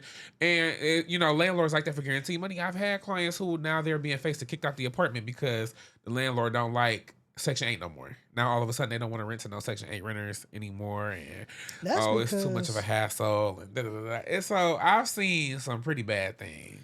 Here's the thing, right? So when it comes to renting shit, because my pops used to work on houses, work on rental properties and shit when we was younger. We had to go with him to work on the shit with him. Right. And it's as much as the renter is the landlord, bro. We're like, fuck, I also respect your shit. And that's the thing. Sometimes motherfuckers don't respect your shit, bro. And it's like, by the time you move out, I gotta spend so much money fixing this shit up to the point where everything you pay me in rent is going right back into the fucking house. Yeah. Yeah. Cause some folks. Because every time when you have tenants, every time a tenant move out, you're supposed to pay. I know for a fact, like my grandparents, they'll paint, and then there's something else that they. And then I think they just get a regular like maintenance check over like whenever a tenant moves out, and then they are trying to prepare for a new tenant. So it's expensive. I remember, bro, years and years ago, right? Back when my grandmama moved to Oak Park. So they get in her spot, right? Some folks are squatting there. Turns out. So they're showing the house. Turns out people are squatting in that motherfucker. And this girl, she's like, oh, could we please just stay here and this and that? My grandma trying to be nice and shit. My mom like, fuck that. Like, nigga, this is going to be your house. Get the fuck out of here. And when I tell you that fucking landlord was so grateful because we get there and these little niggas, her kids, already bent the fucking fence. And he's like, oh, God. He's like, please get him the fuck out of here. Okay. When I tell you that nigga, he did not raise the rent one time for like a good 5-6 years. Period. Because he was like, y'all saved me so much fucking money by not letting him take my house. It's hard to, I think it's hard sometimes to come across a good landlord. It's hard to come across a good tenant. But when the two meet in the middle, it's beautiful. It's amazing. It's beautiful. It's really amazing. But yeah, I just thought I wanted to just bring some shine to him because I'm really just hoping he inspires other politicians to get into that mode of like truly serving the people. Like, let's truly get in here and do some things. He also just did something where he's funded public like libraries, community centers. He's funded them indefinitely. Yeah, so they no longer have to like try to vie for funding each year or try to be like, hey, can we get more? They're funded indefinitely. Because the money's there, to be honest. The money is there. The money's been there. Never let them tell you the money is not there. I want to see I definitely want to see what Mary Sheffield does. I'm glad we got her over fucking Kenlock. I'll tell you that much. Yes. Kenlock, that nigga, okay. Allegedly, big allegedly, I know an individual. No, for real, because these motherfuckers be lawyers. Them politicians and shit. I know an individual who like, like they doing like real estate type shit and like they see like some motherfuckers' credit scores and shit. That motherfucker got like a high 4, low 500 credit score and shit. Oh. Credit's fucked up. Says you can't be the mayor. Use the money from his church, right, to buy the star and then switch it over to his name. But now they trying to make him pay taxes because he switched it from the church to his name, the Star Theater and shit. Right. Point being, that nigga was on some shaky shit. You know what I mean? His church, wow. And when you say the Star Theater. About Southfield? Southfield. The Star. He bought that bitch. Wow. That's why it's all, it's sad now. You see it, it's fucked up. But yeah, he bought that shit. They closed it, right? Yeah. What was he going to do? Was he going to reopen it? I don't know what he was going to do with it. Because, frankly, at first, he bought a little section in Northland. He ain't did shit with that neither. This is what I'm talking about. Tax these motherfuckers. Because why the fuck would you buy? You bought a section of Northland for what? To not do nothing with it? All I'm saying is, bro, hey, Kenlock was kind of shaky, bro. Yeah. Yeah, honestly, a low credit score. He was gonna lose anyway, though. I ain't They gonna check your credit score before you get licensed to do a mortgage banker because they feel like if your credit is not good, you can't be managing other people's finances. real nigga shit, bro. And this nigga trying to manage the whole fucking city. Okay, Nigga. so Tuyo, how would you pronounce that? Tuy. Tuyo is a new company that created a card that sometimes doesn't charge you. A few points I wanted to hit. Number one, this card would be fucking perfect for me. I'm the type of person, I pay for everything on a credit card and then I'll just pay the credit card off because help build my credit and stuff. I don't spend more than I have or whatever. This card would be so fucking perfect for me because I pay for everything on my credit card. So if sometimes this bitch didn't charge me, I think I'd make out pretty good. I need to see the ratios. Dead ass. How often do you know? How often Is it once every 1,000 swipes? I feel like that's probably what it is. Like, because I feel like I'm gonna run this shit up. I feel like I'm gonna have to just keep on canceling the order. All right, cancel my order. They charge me again. Did they charge it? They charge me again. Cancel the order. They probably don't let you know if you got charged or not until like the end of the month. Facts.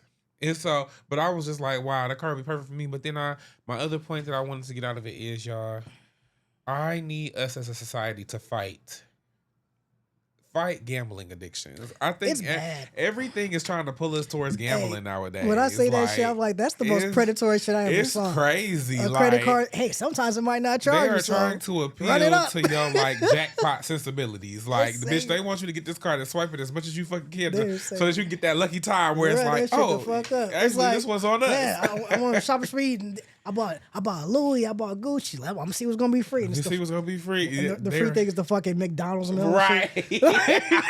That's what the fucking don't charge you for. You spent thousands of dollars and just saying, this Happy Meal, baby, we got you. That's $5. That's on Tuyo. That's on us. That's on Tuyo. Oh, you maxed the card out? Here, we're gonna raise that. We're gonna give you some money back for it. Okay. Gatorade or whatever. We're gonna talk about one more topic and then I'm gonna let you have the floor. Finesse 2 times found out he was in a 360 deal and he came to Instagram to tell us who can buy him out the deal before he crashed. That's funny. That's funny. Yeah, somebody please help buy me out the situation before I crash out. That's what he put on Instagram. That's real. Hey, that nigga is being genuine. He like, bro, get me like, hey, give me the he fuck in a 360 out deal of with this. Jay Prince. That was just funny to me. I just was like, now he just found out he was in the 360 deal. Did you not read the contract? No. And then what made you on the random day say, let me read my contract? Hey, bro. It might have been one of those where like, man, let me read my contract. He's like, I'm in a 360. No, he put his shit in like AI, right? He literally put, did he put? He ran his contract through ChatGPT and ChatGPT told him like, yeah, you're in a 360. You're in a 360 deal, bro. It's like, what? I moved off loyalty. Moved off loyalty? That's what he said. He said, I can't believe y'all, bro. Y'all think this shit funny, but it's not. I moved off loyalty. I thought it was an honor to have Jay Prince, the old man, to be my manager. Y'all told me I didn't need a lawyer because all they do is fuck over people. Well, it looks like to me y'all worse than lawyers. I'm asking as a man, can somebody please help me buy out the situation before I crash out and do something to get me a life sentence? Because the way I'm going out, it's guaranteed I'm not going to die in the process. All right, Pusheisty. Man, get that back in blood. Okay. Nah, get a lawyer, bro. Get a lawyer. He did. I'm looking at the video. He did put it in ChatGPT. Get a lawyer, bro. Yeah, y'all. Always use a lawyer. Always read a contract. This next topic, Connor, WWE business troubles. I know nothing about it. Guide us through. So WWE, TKO really. That's really what the problem is. So like we're finding out that one, WWE prices like the live shows, they've been fucking skyrocketing. Mm-hmm. Where it's like, nigga, a show like you go to like WrestleMania, bro, you're spending like $30K for like front row shit. Did your brother and your nephew, did they go to where did they go? WrestleMania, they be going to show? SmackDown, like house shows. Okay, SmackDown. And that was how much? That was like a lot of money. Spent a few hundred, but but they in like a pretty decent. I think they was in a pretty decent section. Yeah. Like they weren't in the nosebleeds. But even that was a lot of money. Mm-hmm. But that's just SmackDown. And that's SmackDown. I think they might spend I think Paul might spend like maybe $300-400. I don't know for sure. But it's SmackDown. It's like again, it's for him and a little Paul, so it's like him and a kid's ticket. So okay. But like right now, what's going on with TKO is that I don't know how they're getting more money. Allegedly, maybe they are, but they're using a lot of shit for ad space. So if you've seen the ring in a recent And WWE pay-per-view, is TKO the company that owns they WWE? own WWE. Okay. TKO owns WWE and they own UFC. Okay. So lots of ads in the rings, lots of ads during like the wrestling pay-per-views where like WrestleMania, nigga, it's like a 4-hour show or some shit like that, bro. I think it's 3 hours maybe. But anyways, like over 90 minutes of it was commercials. They're playing the same ads over and over again. It's just like, bro, what the fuck is this? But and they're doing this stream. I forget which stream. I think it's on ESPN Plus or something like that, right? They're doing it on there for the first time, and it's choppy as fuck. So it's like you have this stream that keeps on fucking lagging and glitching out, and there are ads like every 5 minutes, and you just wanted to watch WrestleMania. You just wanted to watch WrestleMania. I was so fucking pissed after what I'm like, bro, I'm done. And so then, what's going on with the talent? Like, So now they're rewriting these contracts where they're telling the talent, hey, we're gonna cut your pay by 50%, but we'll pay you more for your appearances. So like a lot of wrestlers, they have these weird contracts where like you have like the money that they have to pay you, they're obligated to pay you this every other week, right? But you also get bonuses when you appear on shows, when they put you on storylines and shit like that. The thing is, if you're in WWE, it's a pretty good chance you might not appear on stories like that all the fucking time, right? Oh. But not only that, if they're cutting your pay in half, if you get injured, you're getting half of the money that you would have gotten before while you're recovering and shit. So you're really only getting paid if you appear on TV, and it's like, are you gonna put me on TV though? Right. You know what I'm saying? Shit like that. It's a contract where you're very much so at their mercy. Okay.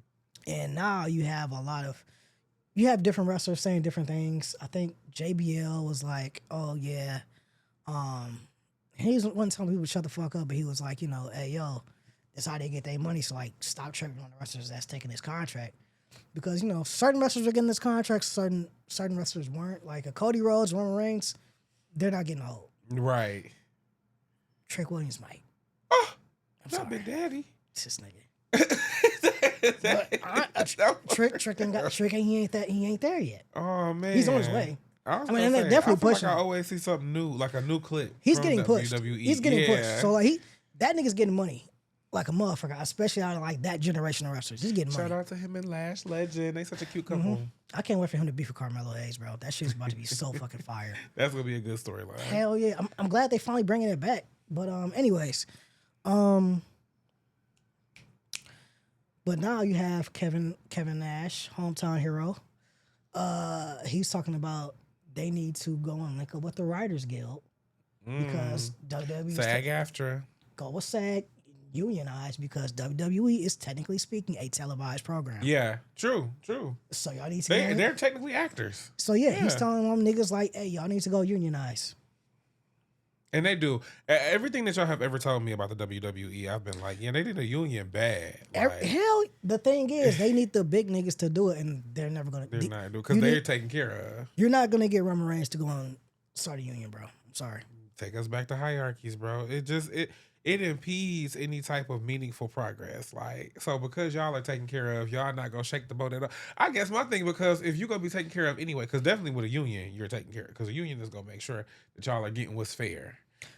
A lot of them have a certain mindset. I feel like. Okay. Like I feel like if there's one person who would probably go and do that shit, it's probably CM Punk. Yeah, I can. Because he didn't like Vince in real life. You know what I'm saying? And he's been fucked over before with the contracting and stuff. So yeah, I don't fucking know. with them niggas. That's interesting to me. Yeah, y'all. Every time you tell me about WWE, I'll be like, this is a fucking HR nightmare. It's a shit show, bro. But they don't got no HR. They ain't got no fucking HR. Nigga. HR is fucking Triple H. So go ahead and round out our grab your popcorn. We do have a few updates. In the Fulio murder. No, why y'all ain't going to the murder right trial? Yeah. The boys all. Okay. So, Fulio murder. First and foremost, I thought this was so sad, and I think every youth needs to hear this. Age, physical abilities, things like that. Do you think that the prison would benefit from him in a work capacity if he were sentenced to life without parole? I say yes. With my experience, not only just in classification, but as former warden and even as a jail administrator, He's someone that's young. He's healthy. In reality, we need that labor. We need that sweat equity, and we will put him out there to work because we do have an aging prison population, jail administration. We have that, so we put these young. I thought that was important to hear. Sweat equity. Sweat is wild. equity. Damn. Sweat fucking equity. Them boys fucked. First of all, these kids that done went and killed Julio was in this courtroom crying because they was possibly facing the death penalty or life in jail. Pretty much your life over either way it go. And they were crying, which I was like, man. But when that man gave that prison, I said, this is what the youth really needs to hear. Y'all need to understand. Yeah. I don't care what's going on in your life. Don't ever lean into a bunch of other motherfuckers that's in a so-called gang telling you to throw your life away for some beef that they may have or for entry into their club, because you'll be sitting right in these kids' spot. Now, they did avoid, sentencing actually came through. They did avoid the death penalty, but all of them did receive life in prison. This is their life now. They're going at the end of the day, though, y'all avoided the death penalty because the argument was, look at these big, young, strong men. We about to be able to make millions off of them in the prison, sir. Man, that, and it's like, this nigga Sean Gathright, I feel like this nigga, everyone in like black social media kind of knows who this nigga is now. And it's like, damn, everyone knows who you are going to prison. And you're a cautionary tale. One day I will sit down with my niece, because I just know, like every kid, I don't care, like any youth in my life, even myself, I watched it happen where like you do reach a certain age. Usually it's teenagehood. You reach a certain age though where you get a little buck wild. You are kind of figuring yourself out, and you get rebellious.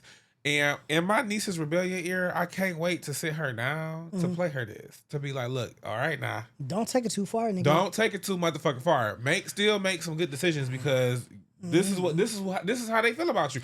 Like, this is how the world is feeling about you. You are either laboring for them out here or you laboring for them in there. And they honestly kind of prefer in there, because then they can kind of deny you any type of anything in there. Like, they could be like, oh, we don't give a fuck. You about to come work this shit, and we about to treat you shitty. And you're not about to eat no good food. You're not eating no good food. And you about to sleep in this uncomfortable bed. And I ain't gonna hold you, bro. You seen Sean Gathright? That's a frail looking little nigga, bro. Man. Hey, he about to get folded up in that bitch, bro. Yeah, I'm sorry. It's over. I told you that. I said, oh, he too cute. You know how they really will tell a person, like, you a little too handsome to go to jail. You were too handsome to go to jail. Too handsome to go to jail. You were crazy for this. Like, he was too handsome to go to jail. That's what's sad about it, though, because you look at a guy like that, if we're just being realistic for a minute, society cares about that shit. Being young, you handsome, you grew up in a good household, so I'm going to assume you probably could have articulated yourself kind of well. You could have been anything. You genuinely could have been anything, because people love conventionally attractive people. They love youth. If you was out here, like, had you been out here streaming, I'm sure you could have messed around and made a lot of money streaming. Or had you just been like, I'm going to go into politics, people would have embraced you because you look nice. You could have done anything with your life, and you're sitting here crying in the courtroom because you decided to follow a bunch of motherfuckers and you killed somebody. This nigga's 20, bro. You took a life, and you're 20 years old. Your life is over now. So I just thought that was important to hear, along with their sentencing, because honestly, their lives was over either way it went. Yeah. For one terrible decision, their lives are just completely over. And I thought it was so important to hear that part, though, of like, to save his actual life, like, just so that the state didn't kill him. They argue, well, I mean, we can kill him, but like, also, I'd probably like him a little bit better as an employee. I got these rocks over here. Okay. The chain gang. So that's our update on Julio. Update on Offset. We talked about Offset and his gambling issues and owing people money. I thought this was a funny ass story. For like 10 times, blah, blah, blah. And then one day he was in the strip club. He just made it rain on everybody. He made it rain on the whole club. Bro, That's the worst. can I tell you something, bro? Like, I don't really like. This is Lil TJ. Shit, you know what I mean? When I tell you, bro, everybody looking at me like, you gonna let him play? I'm like, leave him, bro. That was Lil TJ on the Breakfast Club telling the story of how Offset owed him $10,000, was not paying it back, but then at the same time, when they found themselves in a strip club together, he made it rain on the whole club. I would take serious issue with that. Yeah. I would have shot him in the ass as well. Because, that was the story. That was a well-deserved ass. He got shot in the ass. I would have also shot him in the ass. He deserved that, yeah. You deserved that. I'm glad Lil TJ still has his freedom. Yes, like, I thought that was good. Now, this is an update that I felt like I had to share because I be talking a lot of shit. And you know, I can't stand no abusive ass nigga. That's like one thing that triggered the fuck out of me. And so, you know, we did talk about the shit. Well, I talked about the shit about Stephon Diggs because he was most recently caught up in a domestic dispute with his chef, or his chef alleged that he choked her. He was found not guilty in the assault case. So, you know, for what that's worth. Not guilty. I guess for me though, it was just the multiple allegations that made me be like, well, yeah, because this is his third assault case I've personally seen in the last year. Yeah. So maybe you didn't do this one. They gonna get you. See, I'm One of watching these you. days. I'm watching you. I got my Steph. I got my third eye on you. And you they may not have got you this time, but there's plenty of other cases looming. How much time we got left? That I don't even know. Hey, ready? How much time we got? Oh, Okay, cool. great. Because we're done with our update. So now we're on to our slice of life. Slice of life. So, what was the slice of life? Oh, To this week, what's up? we're discussing healing and the value of forgiveness. And I want to start with this question, Katarina, to you. What is healing? Healing. Healing is recovering from the things that hurt you when you were younger so that you can go on to become a better, happy, functioning adult. Okay, so this is about you. This is about childhood trauma. Sure, I think that's part of it. Okay. I mean, if you're gonna heal, yeah, you gotta like not even. Oh, necessarily you was just childhood saying trauma. younger in the sense of like in the past. Yeah. Oh, my bad. When you say younger, I'm like, oh, so childhood trauma. I mean, that can be part of it, but also That can just be part of it. But also just you have to learn how healing and forgiveness. Forgiveness's role in healing. I think a lot of times, a lot of toxic traits that people bring into adulthood comes from childhood and shit that they just didn't forgive.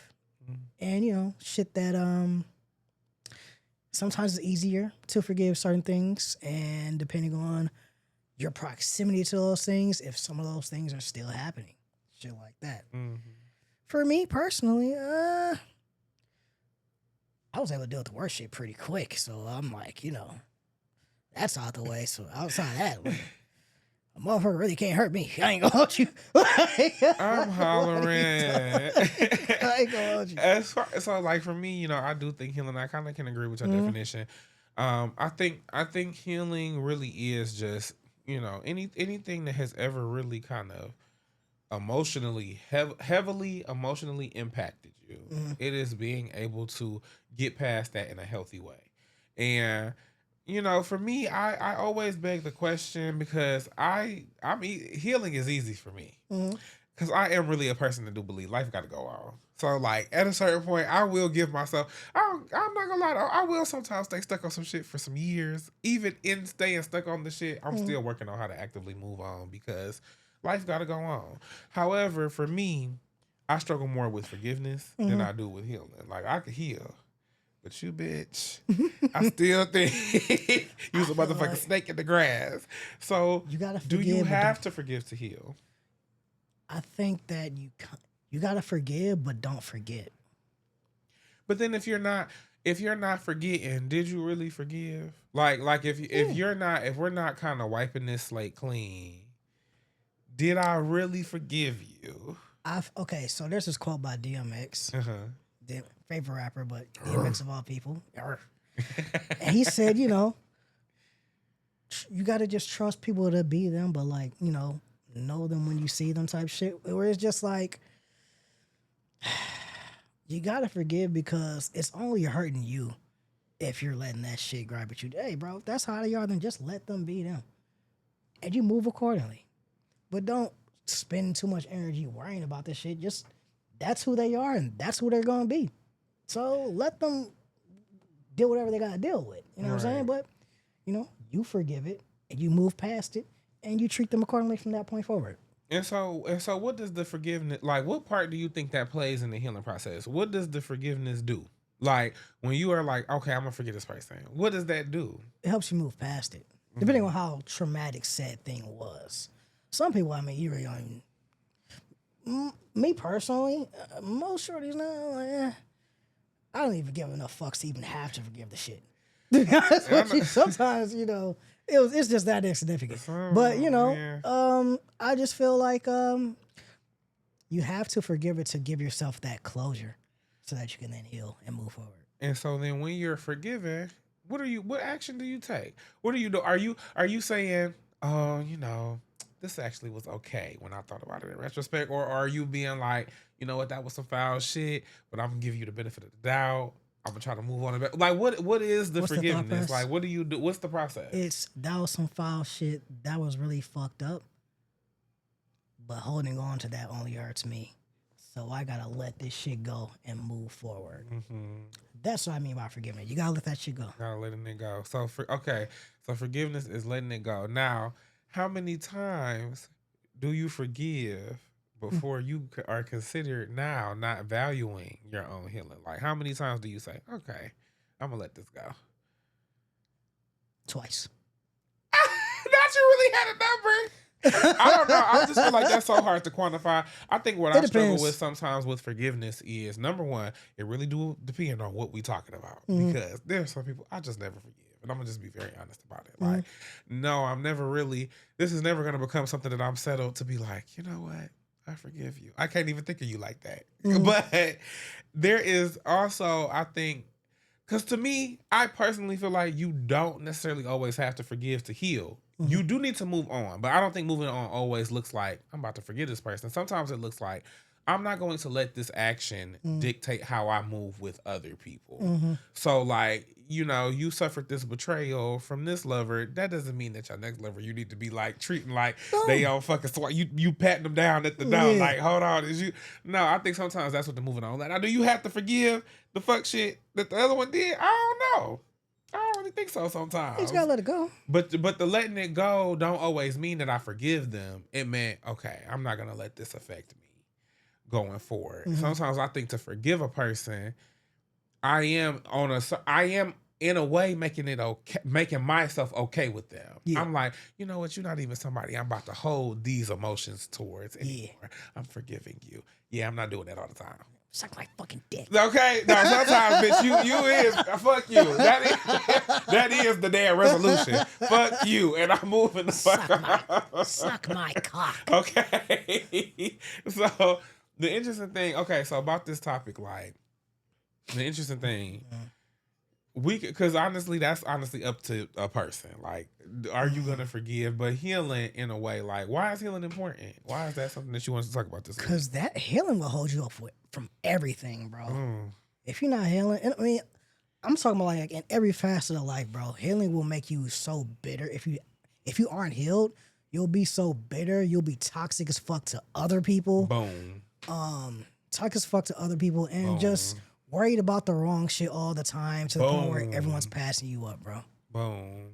I agree with that so badly. I do think so, because I think, see, when we talk about healing and forgiveness, I always rank healing as more important, because I think it's that healing aspect that will sometimes, people be having crackhead energy, don't even be doing crack, but you're unhealed, and you're like you said, worried about all the wrong shit, or you take shit. I could be like, oh, you look so cute today. Like, but maybe I really like your outfit today. I'm like, oh, you look so cute today. Well, bitch, you want to look cute every other day? Oh, you're unhealed. you're unhealed and unhinged. And I think that the healing process is something that's always important. I think, to me, I don't always like to link the forgiveness so much for it. If I do have to link forgiveness, I think always in any situation, the most important person to forgive is going to always be yourself. Because I sometimes think the thing that impedes healing sometimes is when you internalize and feel like, oh my God, I didn't see this coming. Yeah. Or, oh my God, I should have moved like this different. Or, oh, you know what, if I hadn't have did this, or if I just hadn't have trusted this. Because I think that's what I think starts to create those blockages where you get what you're talking about, where it's like, you worried about all the wrong shit and you can't never have a good day. You ride wave out this bitch. They be angry all the fucking time. You ride wave. Every song is about, oh, what was me, my poor little life. And that's what I think creates those blockages, is when we start to internalize. I know I'm somebody who's really hard on myself. Any years that I consider myself unhealed, I don't know if I consider myself healed now. I don't know. I just love who I am now. Like, I'm just so like, I don't know. I'm just such a person, like, I be saying how I feel in such constructive, healthy manners. I'm more open now. And I think I used to always feel like I kind of had a guard up. I don't feel like that anymore. So I do think I'm a little healed. have I forgiven a lot? No, but who I have forgiven a lot is me. And I think I've taken a lot of pressure off of like, you bitch, you gotta be motherfucking perfect and you need to be moving. Like I used to act like I was a robot. Like I wasn't even no human being. Like I wasn't supposed to error in certain ways. So, closing statements. You have to heal. You don't always have to forgive, but you do always have to forgive yourself. Whatever grace that you can find on your healing journey, allot it to yourself first. And I think that you'll see that it's easier to forgive others and to heal. Yeah, absolutely. Yeah. Make sure you folks heal, you know what I'm saying? Because you'll be a lot happier out here.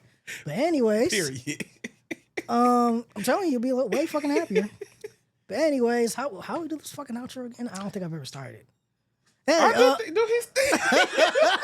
You be like, it's been your favorite son, anyways, it's been your favorite son, C. and it's been Big Deal, not the little one, and we are Hungry like the wolves. Oh, Rest in peace, Joel.